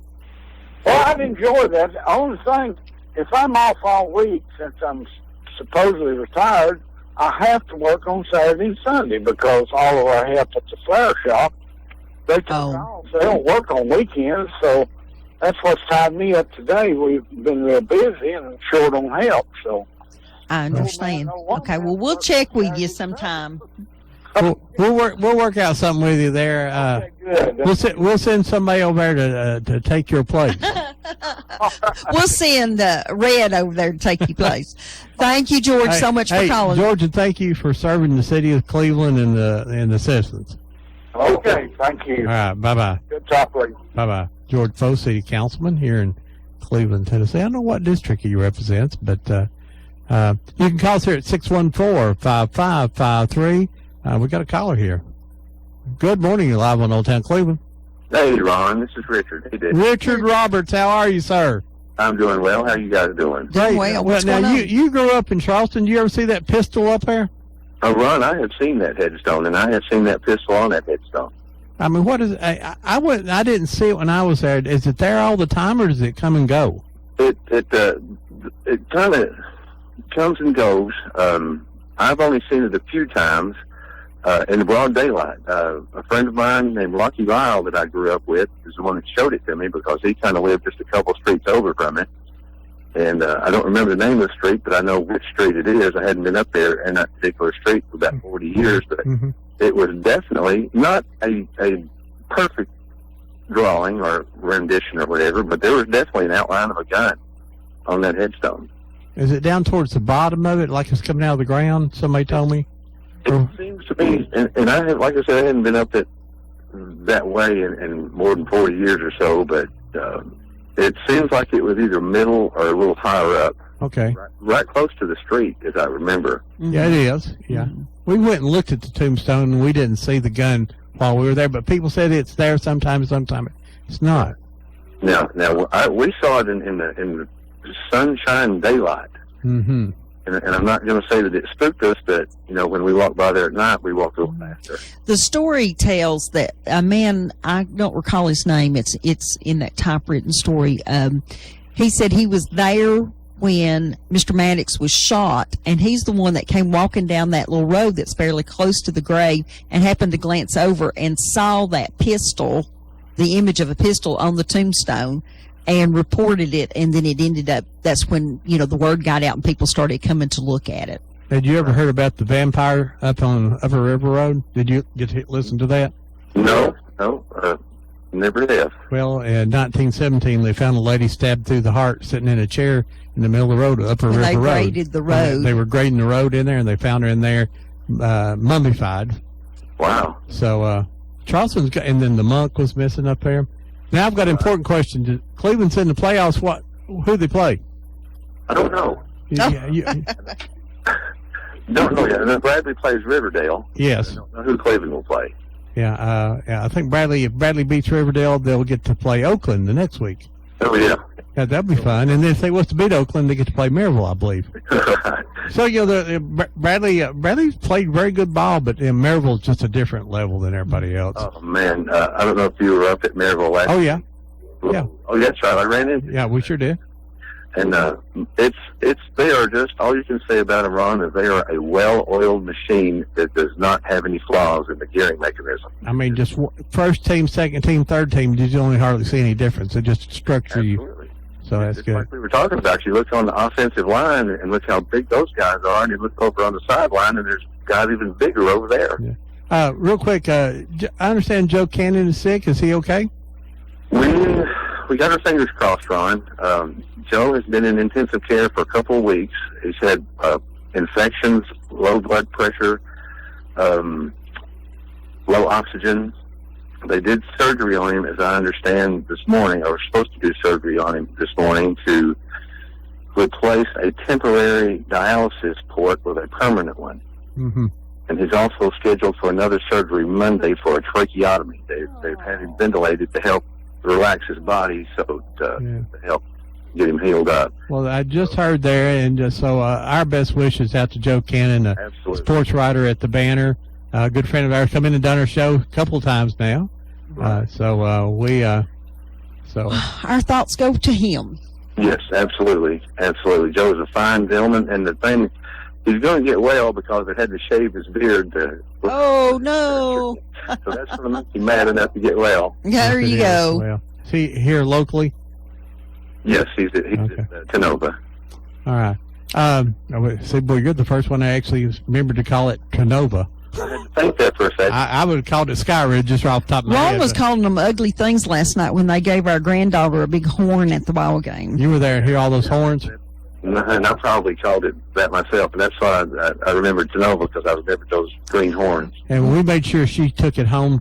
Noise is only fun when you're the person making it, I've decided. Well, thanks for calling, Richard, and thanks for talking about the gun there. Like I say, I've never seen it, but like I say, people have told me they've seen it, and also we got a lead on that Maddox Cemetery you talked about up near Olin. Right. We may know exactly how to get in there. Well, good, because I remember there used to be a big old white house out there. And we took a tour of that thing one time, and the only thing I remember about it was there was a violin in a glass case, and there was a cemetery had the wrought iron fence around it. Wow. We believe that's the Maddox house and the Maddox family. Right. Very interesting. I did not remember the name, but that sounds perfect. All right. As a matter of fact, and that's the people. That's the guy who's buried there. That's a Maddox out of that family where the gun is. Same family. Right. All right. Hey, well, thank you, Richard.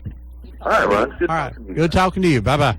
Well, Ron, I have about 10 more stories I'd like to tell, but our time is up this week already.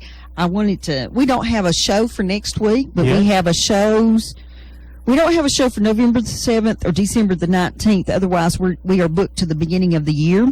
We're going to have someone coming in talking about the old live wrestling, the 14th. We have someone coming to talk about the historic district here in Cleveland and what the requirements are, what some of the homes are. We have an archaeologist. That's on the 21st now. That's on the 21st. 14th is the wrestling guy, and the 21st, the 28th is Sean Patch from North Carolina. He'll be here talking about Hiawassee Island. He's an archaeologist, and he done an archaeological study for TVA on Hiawassee and Jolly Island. And next going to be doing Ledford Island, which is up more towards B&B. We're going to be showing him around other things in Cleveland that we think he needs to do. Amazing stuff he found on Hiawassee Island. You guys are really going to enjoy that. And then on the 5th, we have Jim and Doris Burns coming in talking about the Redback Hymnal. December 5th. December the 5th. I hope we're going to have some live music that day also. On December the 12th, we have the storytellers coming back, the Cleveland Story Guilds coming back, and the Museum Center at 5 Points. And they're going to be talking about the old Christmas, when the date used to be January 7th instead of December the 25th. I never realized. That'll be a good story. That's kind of something that all the old folks remember. I know we always took down our Christmas tree on that traditional day. Now we put our Christmas tree up November 1st and take it down December 26th, is what a lot of people do. And then on December 26th, a show we've been wanting to do for years, Randall Higgins is going to come in and talk about his 40-plus years in the newspaper business. And he has lots of good stories that when things happened, he was right there when they were happening. And he is related to Creel Higgins. He is, and he calls him Uncle Creel. And so we may talk about that, and he'll talk about the old house that was down across from where the Taylor Springs site was that was torn down. It was definitely a log building just in the last few years. Well, folks, as we get ready to sign off here, Ron's going to do his usual reminder. Yeah, always. Write down all your ghost stories and legends and folklore and all other history of your family. Get your video cameras out and videotape the oldest person in your family and just let them talk. And tell the stories about their families, their grandfathers, and people that you probably never got to meet. Because, you know, when we lose someone, we lose a lot of history. Get the pictures out of the drawers, out of the shoe boxes, out from under the bed, wherever you got them hidden, and get them out and get someone in your family to help go through there and get some little white labels and write down who's in those pictures. Unbelievable history there, folks. It's up to you. So, I always say, everyone will always remember Pearl Harbor, but will we remember Aunt Pearl? See if you I guys. remember what I have to say. And tonight, the block party, go find your ghost here in Cleveland. Tall Betsy. Bye-bye. Bye-bye, y'all. Where the old town goes. They moved it on north of here in a shopping mall.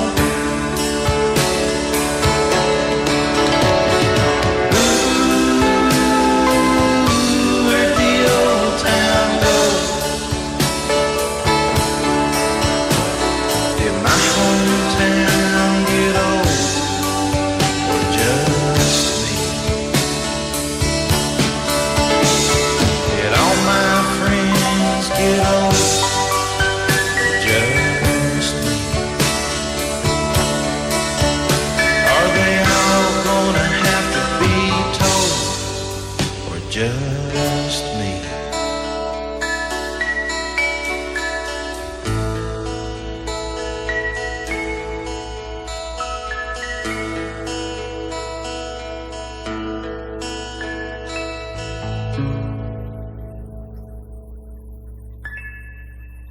You are listening to WOOP-LP, Cleveland, Tennessee. Whoop FM is a broadcasting service of the Traditional Music Resource Center, and we play America's original music. Your entire life, you've lived in fear of the gruesome girlie who threatens to chomp your bones if you're caught out after 10 p.m. This Saturday, October 31st, you get to face your fears. Tall Betsy. But don't be late. She'll only be friendly from 7:30 to 8 in front of Craig Miles Hall at the Cleveland Block Party. Take this chance to meet her and greet her so she won't eat you. Saturday, 7:30 to 8, Craig Miles Hall, Tall Betsy, the Halloween you will not forget. You are listening to WOOP-LP, Cleveland, Tennessee. Whoop FM is a broadcasting service of the Traditional Music Resource Center, and we play America's original music. Check into cash. Need a little extra cash right away? Who